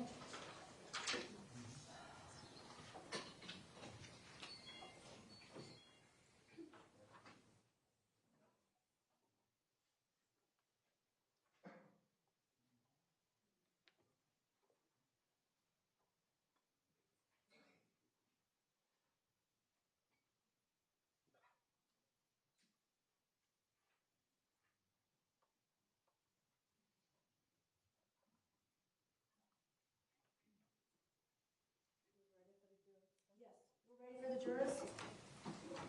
And you said you have 3 more witnesses? 4 more witnesses, okay.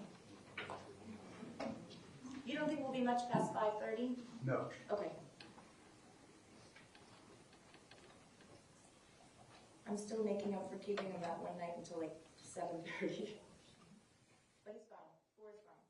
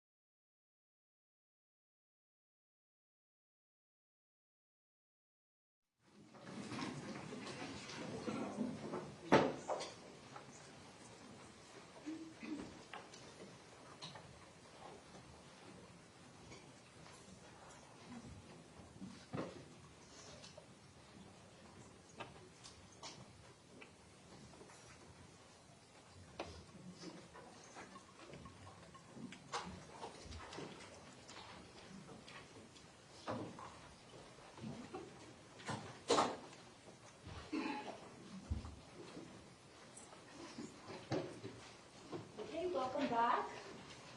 Members of the jury, all of the jurors are present. You all may be seated. State, please call your next witness when you're ready.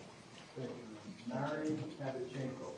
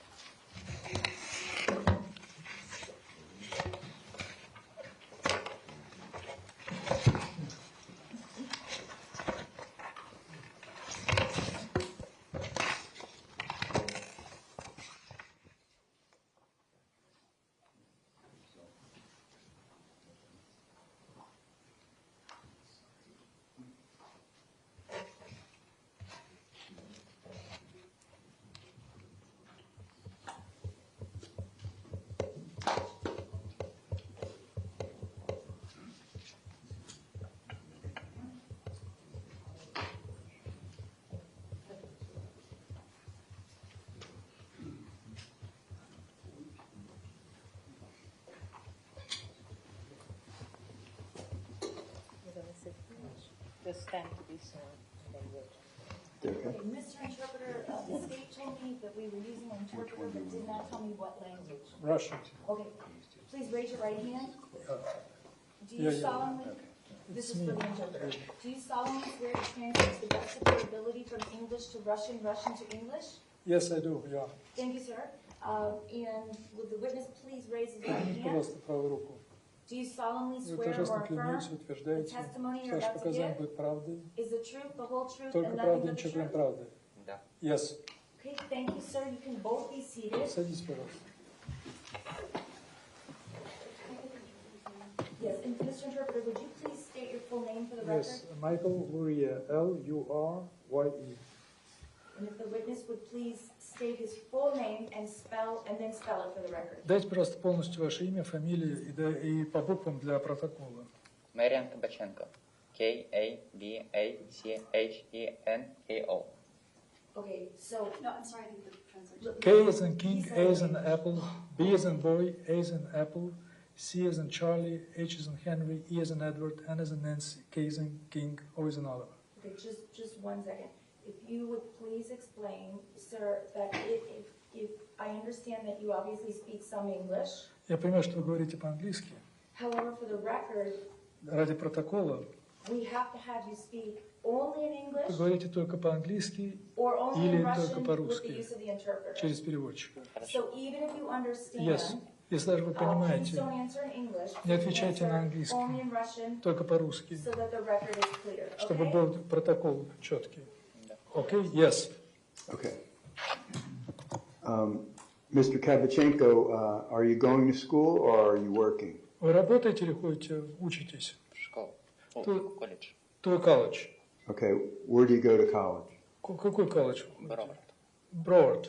Broward College? Броудский. Okay, what year are you in? В какой курс? Второй год. Second. Where did you go to high school? А где вы закончили среднюю школу, high school? В Паркленде. In Parkland. Pardon? Parkland. Parkland. What's the name of the school? Как называется школа? Марджори Стоуман Доуглас. М? Марджори Стоуман Доуглас. Marjory Stoneman Douglas. Marjory Stoneman Douglas, is that what you were saying? Это так вы говорите, да? Marjory Stoneman Douglas. Yes. Okay. I'd like to call your attention to Wednesday, February the 14th, 2018. Я хочу привлечь ваше внимание к событиям, которые произошли в среду, 14 февраля 2018 года. Okay. What? Okay. What date? No, okay, he said. He said okay. Okay. All right. Where were you during fourth period? Что вы делали на четвертом периоде, перемене? Был в классе географии. I was in the geography class. Whose class? Geography class. Geography class? What was the name of the teacher? Как фамилия была учителя? Кажется, Скотт, имя я знаю. I believe I know the first name, Scott. Scott, he doesn't remember the last name? Вы не помните фамилию? Рейбин, кажется. Rabin, I believe. Я забыл. I forgot. Pardon? I forgot the last name. I forgot the The last name. Okay. Would you know the last name if I said it? Если я произнесу его фамилию, вы узнаете ее? Да. Yes. Beagle?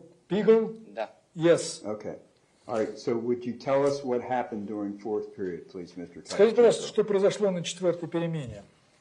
Я был, уже подходил конец класса географии. It was already almost the end of the geography class. Созвонила пожарная сирена. The fire alarm went off. И мы начали собирать вещи, чтобы покинуть класс. We started gathering our things to leave the classroom. Когда я вышел из класса, в коридоре было большое скопление людей. When I left the classroom, there was a lot of people congregating in the hallway. Да, и впереди люди были, начало что-то происходить впереди. And I noticed that something started going on in the front. Люди, которые были впереди, начали бежать назад, просачиваться через толпу. People who were in the front started running backward and started trying to go through the crowd, to push through the crowd, their way through the crowd. Я начал медленно отступать назад. I started slowly walking backward. И потом прозвучали выстрелы. And then gunshots sounded. И я побежал в сторону лестницы. And I began running towards the stairwell. В противоположную сторону от выстрелов. In the opposite direction from where the shots were coming from. И когда я бежал, мне что-то ударило в ногу, и резкая боль. When I was running, while I was running, I felt something hitting my leg, and I felt a sharp pain. И в этот момент я заметил, что слева был учитель и несколько студентов. And at that time, I noticed that on my left side there was a teacher and several students Пытались открыть дверь в класс. Who were trying to open a door to a classroom. Я забежал к ним. I ran with them into there. И пока учитель пытался открыть класс, я стоял там. And while the teacher was trying to open the door to the classroom, I was standing there, near them. Ему не удалось открыть класс, и мы попробовали открыть соседний левый класс. He was unable to open the door to the classroom, so we tried to open another door to the left. Левую дверь ему тоже не удалось открыть, поэтому We failed to open the door to the left classroom as well, so учитель в этот момент прекратились звуки выстрелов, и учитель выглянул из-за угла и сказал нам бежать. At that time, the gunshots stopped. The teacher glanced around the corner and told us to run. Мы побежали. We started running. И когда уже почти добежали, опять прозвучали выстрелы. And when we almost reached the place, the gunshots were heard again. И я по лестнице спустился на первый этаж. I walked the stairs down to the first floor. И в тот момент я уже обнаружил, что людей стало меньше. And at that time I noticed that there were fewer people around. Меньше стало, чем было изначально, когда бежали. Fewer than initially when we were starting running. Насколько я помню, я первым открыл уличную дверь. As far as I remember, I was the first to open the door to outside door. Там лежал мертвый мужчина. There was a body of a dead male lying there. И мы оббежали его и побежали в правую сторону, в сторону парковки. We ran around him and ran to the right towards their parking lot. Мы отбежали достаточно далеко от здания. We ran pretty far away from the building. Но были еще на территории школы. But we were still inside the premises of the territory of the school. После этого мы уже начали идти более-менее спокойно. After that, we slowed down and started walking more calmly. И опять прозвучали выстрелы. And then the shots rang again. И нам показалось, будто опять стреляет в нас из окна. And it seems to us that somebody is shooting at us from a window с того здания. И мы of the building. И мы опять побежали. And we started running again. Мы перелезли через забор. We climbed over a fence. И там уже нам помогли люди, которые помогают переходить через дорогу. And then we were assisted by the people who help students to cross streets. После того я пошел домой, позвонил родителям. After that, I went home and called my parents. Они приехали и забрали меня и привезли домой. They came over, picked me up, and took me home. Дома я сказал, что мне что-то попало в ногу. At home, I told them that something hit my leg. До этого у меня была правая нога мокрая. And before that, I felt that my right leg was wet. И там родители уже видели, что у меня там рана и кровь. And my parents examined me and saw that I had a wound and blood. После этого поехали обратно на территорию школы. After that, we went back to the school premises, И там меня уже забрала скорая помощь. where I was picked up by an ambulance. Okay. Mr. Kabachenko, how long had you been at Marjory Stoneman Douglas, I mean enrolled in Marjory Stoneman Douglas before this shooting happened? Сколько вы учились в этой школе, прежде чем произошла эта стрельба? Около 2 недель. About 2 weeks. So you were only there 2 weeks? Только 2 недели? Да. Yes. Okay. All right, let me show you State's Exhibit Я вам покажу вещдоки прокуратуры. 4R for identification 4R для опознания. and ask you if you can identify that. Вы можете опознать? Да, это я. That's me.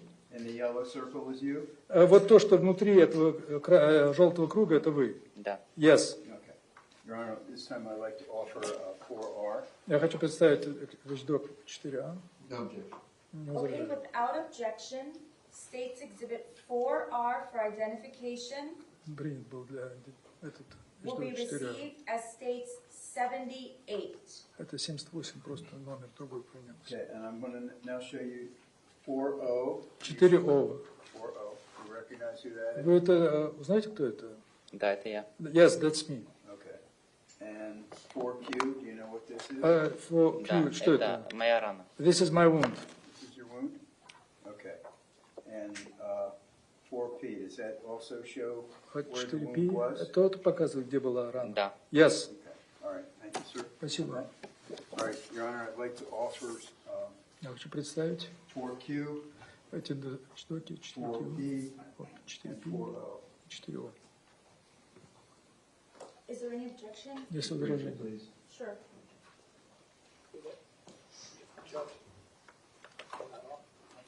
I'm sorry? We never rectify that. Oh, okay, can you turn them on? We have to turn the headphones back on, I'll just take a second.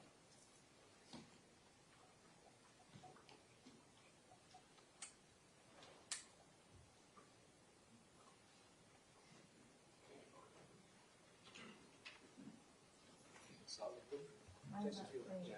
Should have a green one. Oh, here it is. Okay.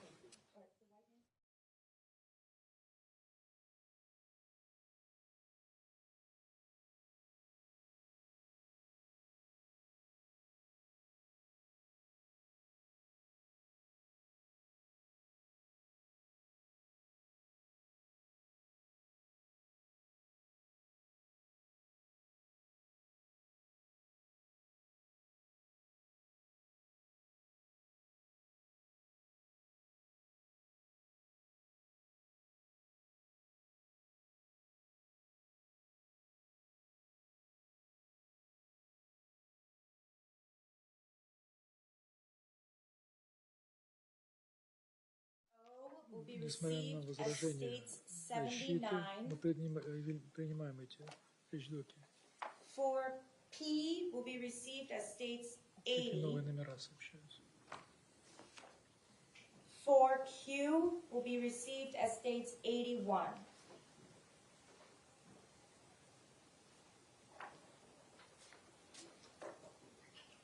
Thank you.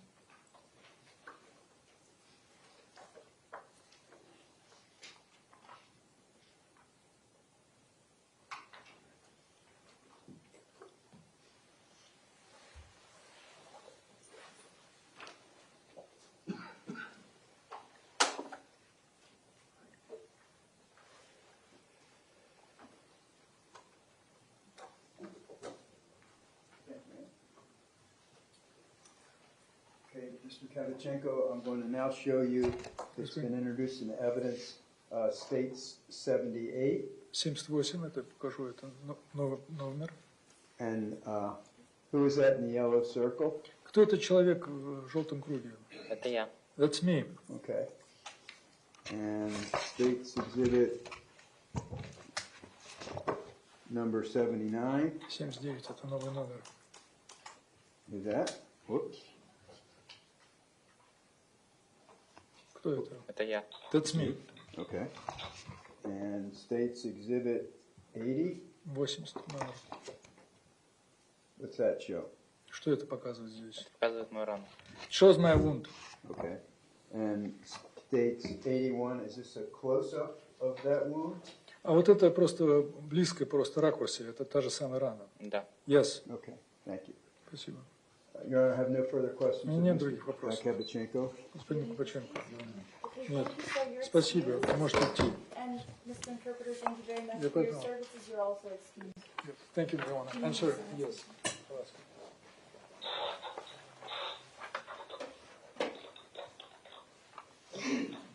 Thank you. I can go, right? Yes, 7 minutes. The interpreter is excused, right? Yes, Okay, yes. thank you. Thank you. Kyle Lehman.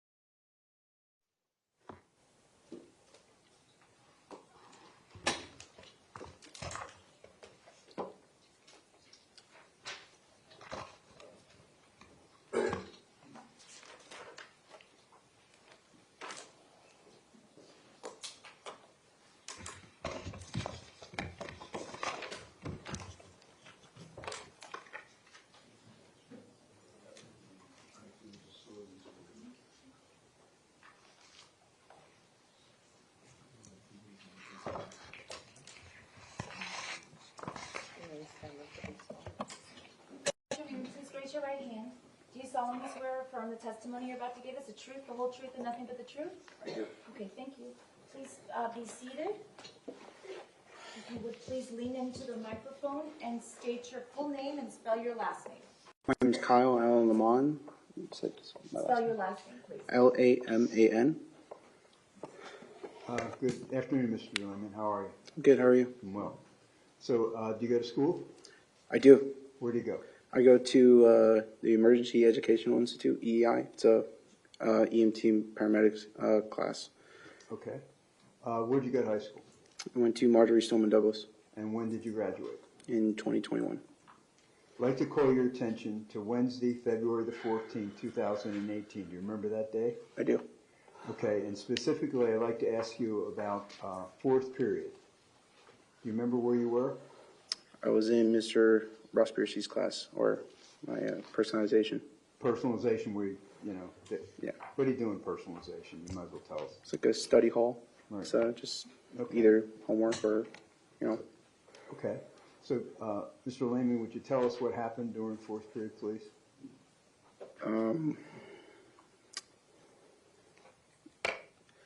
During fourth period was just started off as a normal period till the time hit where the fire alarm went off. Okay. As soon as the fire alarm went off, we all did normal fire alarm procedures. We all go into the hallway where all the classes were.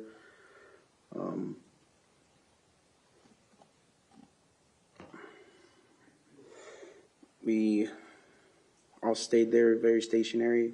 I already had a really bad feeling about it because it's not normal for us just to be stationary there. So it was bad, I guess, for me.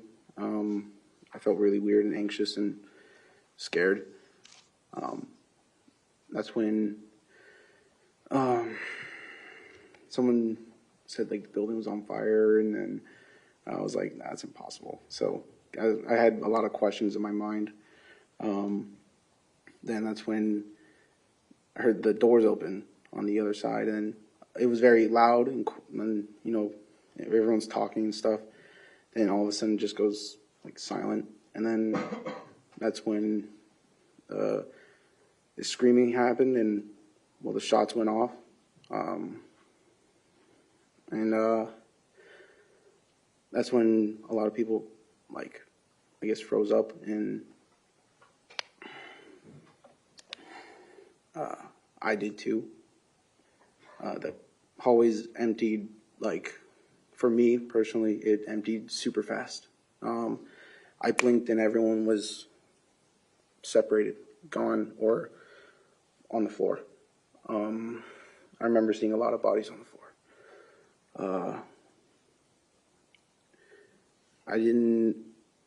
I saw the gunman come out.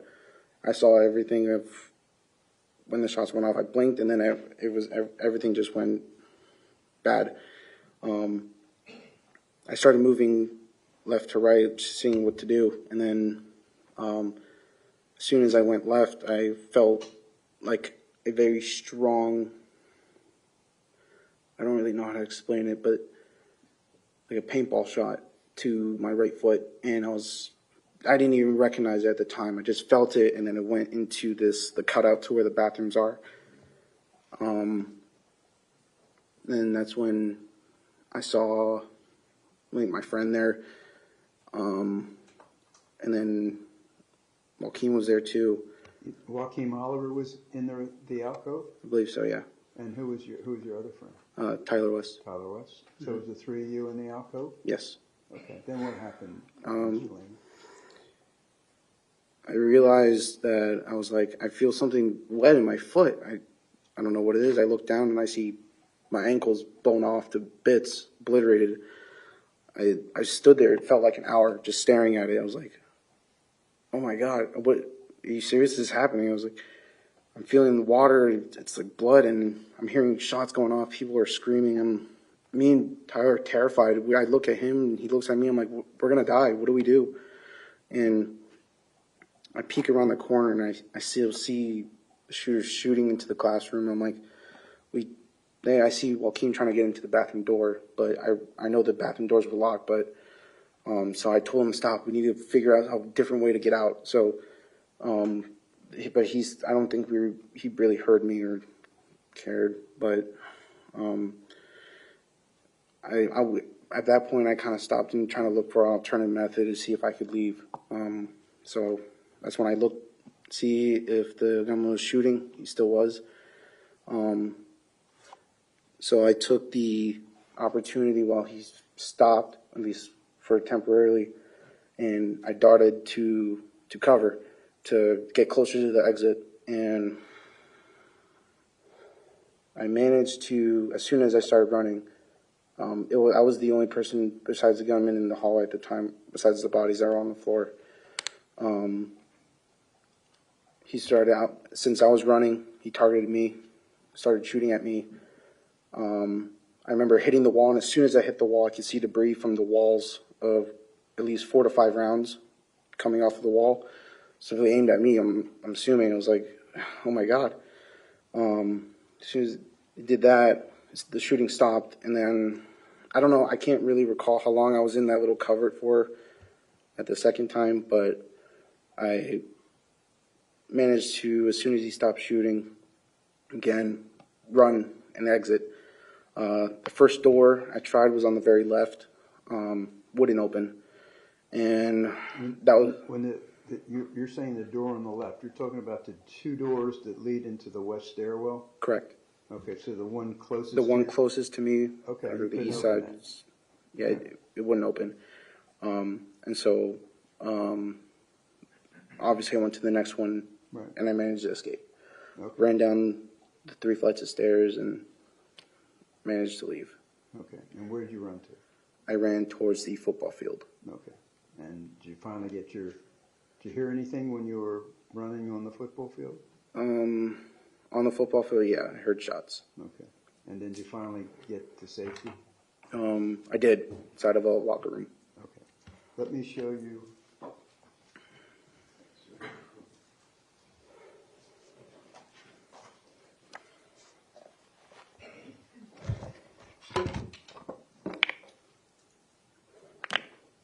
States 24C for identification.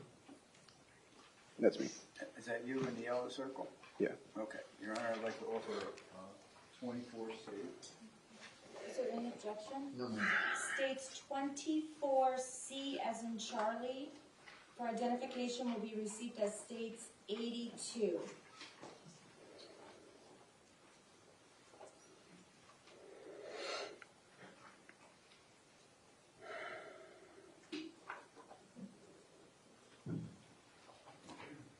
Now, Mr. Lehman, I want to show you State's Exhibit 82. Is that you right there? Correct. In the yellow circle? Yes. Okay. And I want to show you now 3 exhibits.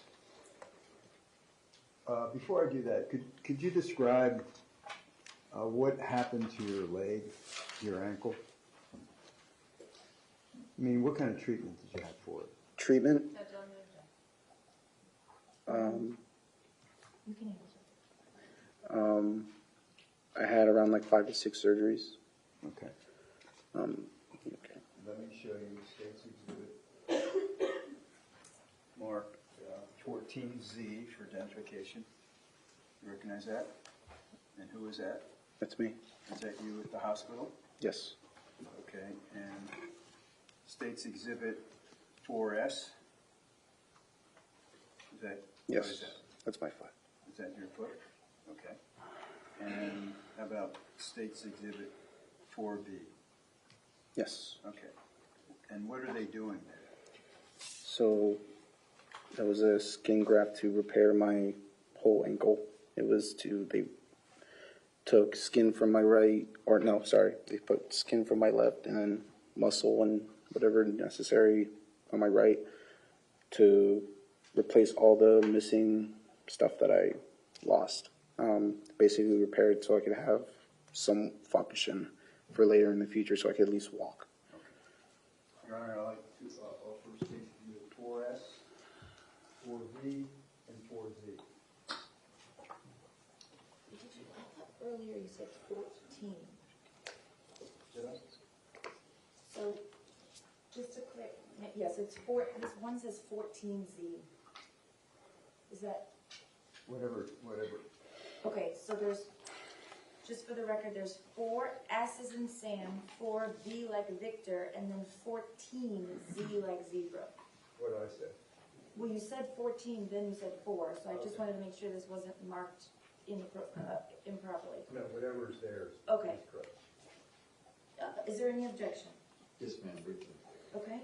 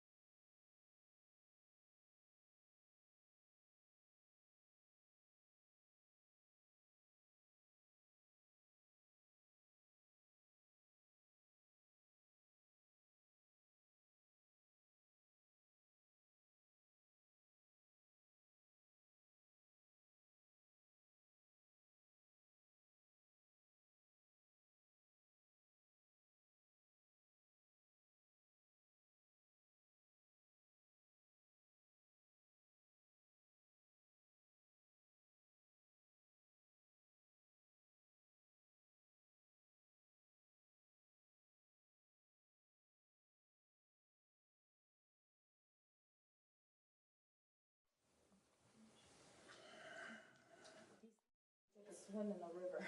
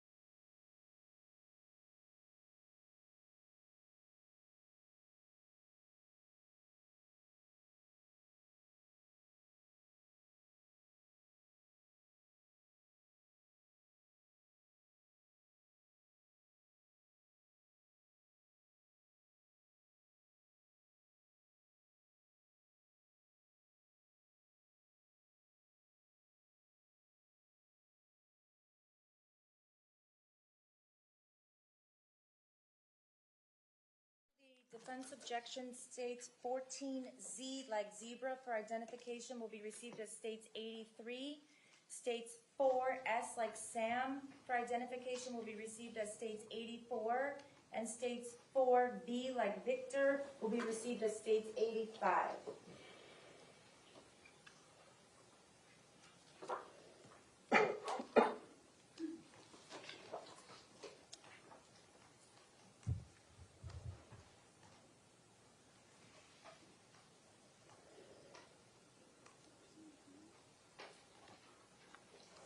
Thank you.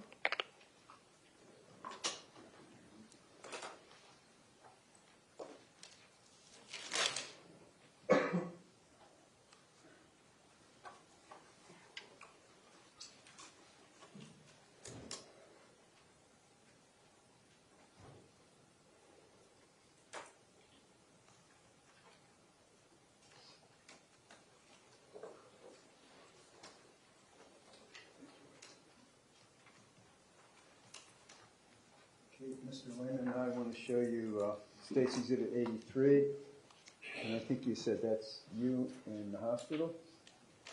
Yes. Okay. And State's Exhibit 84. Is that your ankle before any treatment? Yes. Okay. And State's Exhibit 85.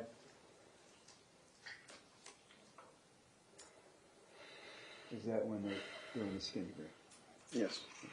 All right. Thank you, Mr. Lehman. Your Honor, I have no further questions. Do you have any questions? Thank you, sir. You're excused. Tyler West.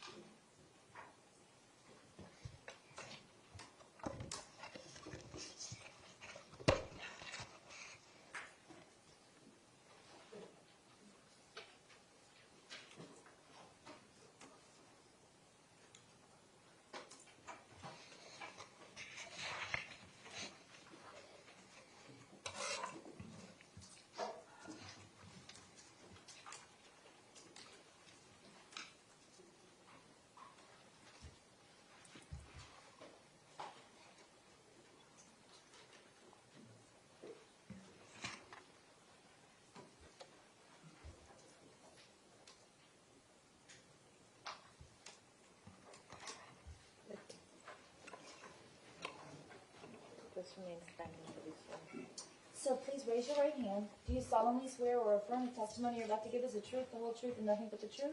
I swear. Okay, thank you. You can put your hand down and be seated, please. If you would please lean forward and speak into the microphone and state your full name and spell your last name. All right. Tyler, WSD. What? What was the last name? West, WSD.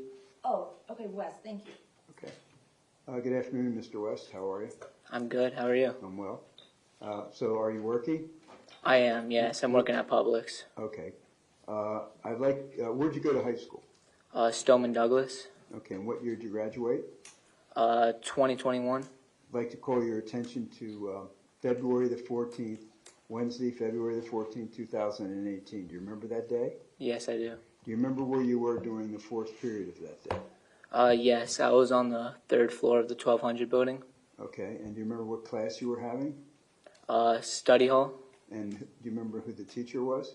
Mr. Rospierski. Okay, is that room 1249? Yes.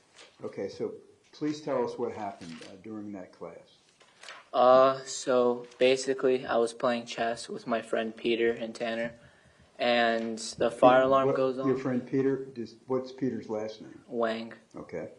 Yeah, and the fire alarm goes off, and pretty much I just exit and walk down the hallway with everybody else. And out of nowhere, everybody just stops and they turn around and they start going back up, and I follow them because I didn't know what to do. And I was just standing there in the middle of the hallway, waiting for my teacher to unlock the door. I didn't know what was going on at the time, but then I heard gunshots, and I kind of panicked. Didn't really know what to do, so I turned around and kind of like ran into the bathroom cubby area.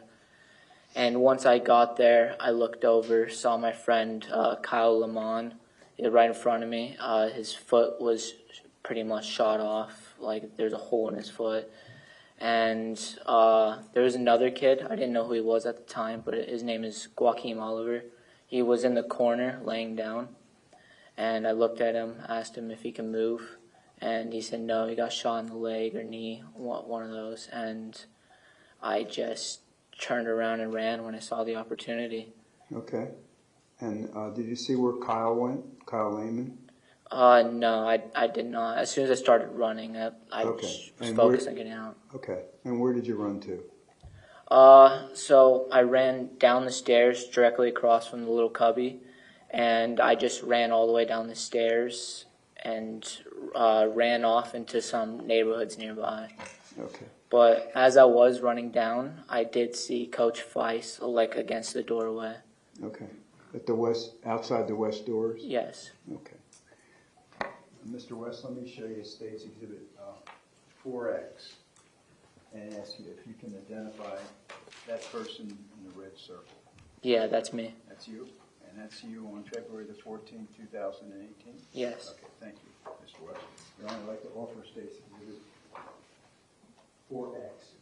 Is there any objection? No, ma'am. Okay, without objection, states 4X, like X-ray, will be received as states 86.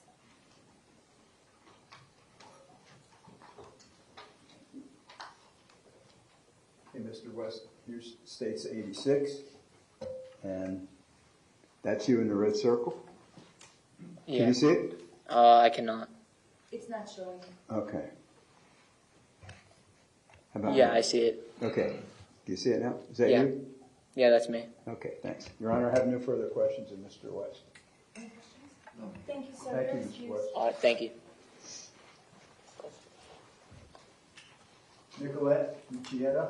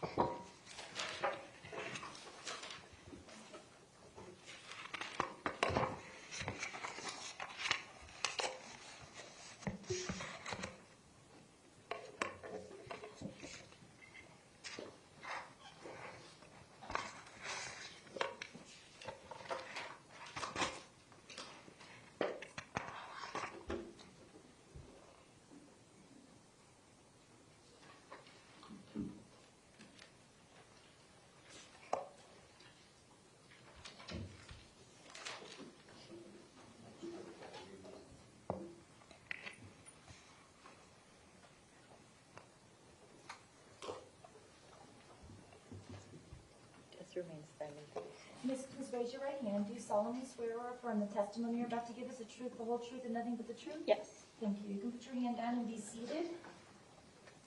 Please lean in to the microphone and state your full name and then spell your last name for the record.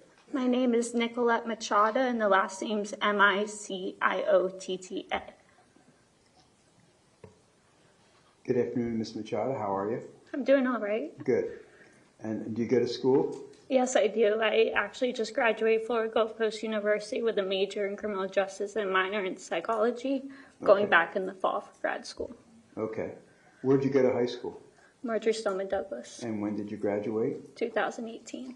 All right. I'd like to call your attention to Wednesday, February the 14th, 2018. Do you remember that day? Yes.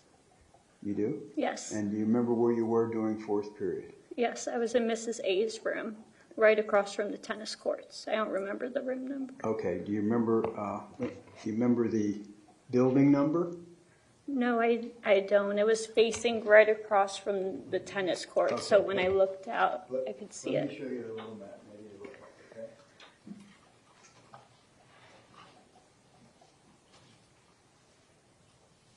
I'm going to show you State's Exhibit Mark 2 and see if this helps you at all. If it doesn't, that's okay. I was building 9. Building 9? Yes. Okay. All right. That's good. All right. So you're in Building 9. So what happens? Class started.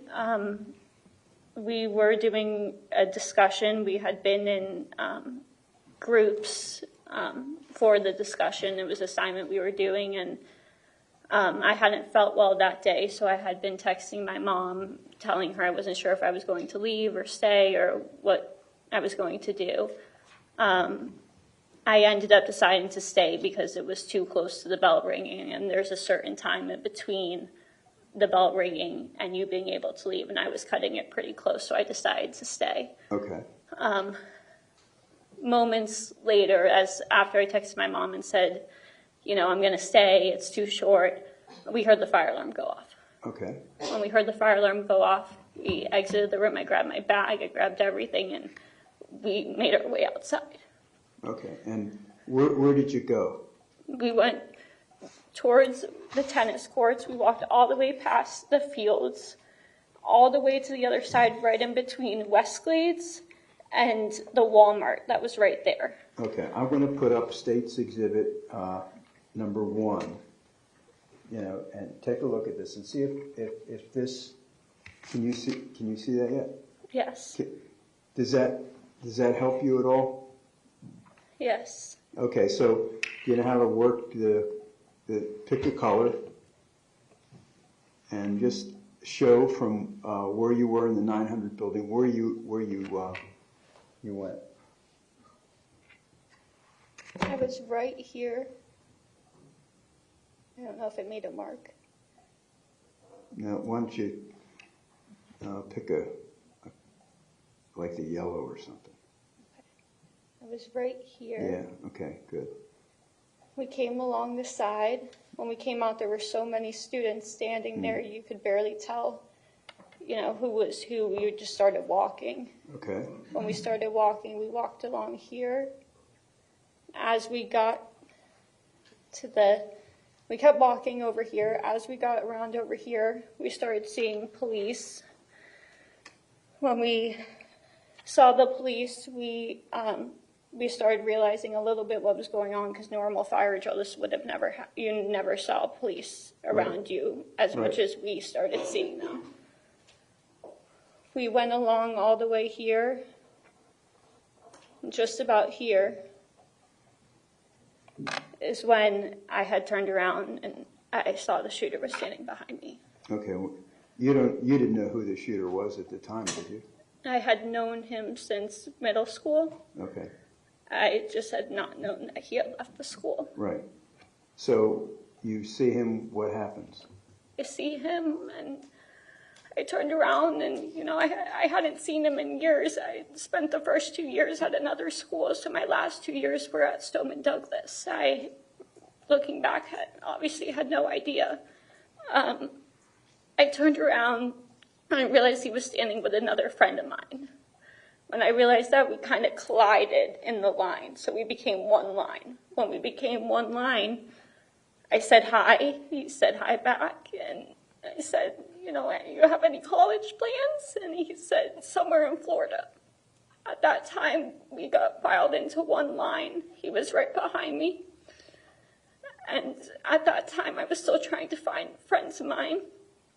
I was on the phone with my mom, hysterically. I'm sorry. No, it's okay. No, I was going to ask you, remember what he was wearing? He's wearing a maroon JROTC shirt, and I don't remember the pants. I just saw the top. I never... Was it a maroon ROTC shirt from Marjory Stoneman Douglas? Yes. Okay. Do you see him in the courtroom today? Yes, I do. Would you please point him out? Right there? The person in the green sweater? Yes. Madam Reporter, with the court's permission, would you let the record reflect that Ms. Muccietta identified the defendant, Nikolas Cruz? Okay, and then where did you go? And I'm sorry I pronounced your name. No, it's Machado, Machada. It's okay. I'm sorry. At that point, we were scaling the fence between, the Westglades, basically. When we came out on this end, I turned around and he wasn't there anymore. Okay. Thank you. I have no further questions now. Thank you.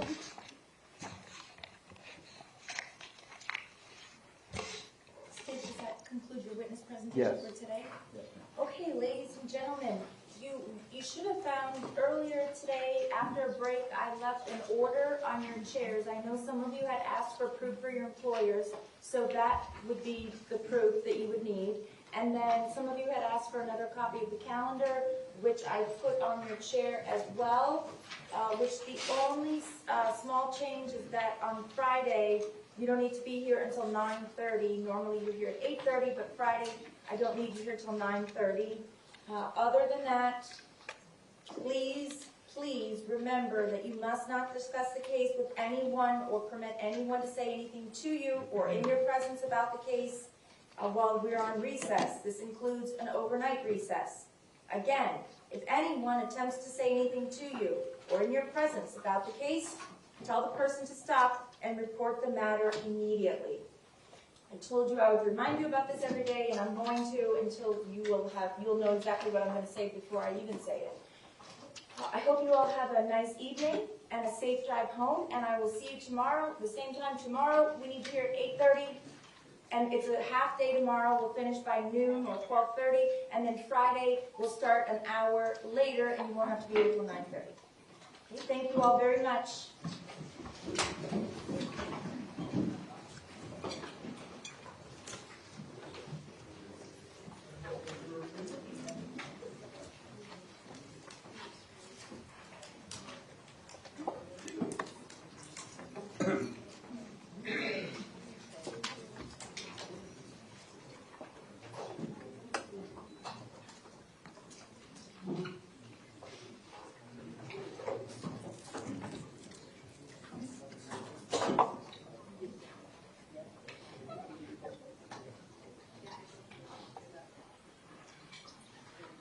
Okay, the jury has been excused. We are in recess for the evening. I would ask everyone to please gather your belongings and exit the courtroom, except for today we're going to limit it to the order, the administrative order that says 5 media representatives. I know yesterday I allowed 6.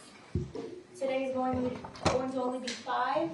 As soon as people start clearing out, if those 5 people would sign in with the sheriff's office, and you can remain in the first.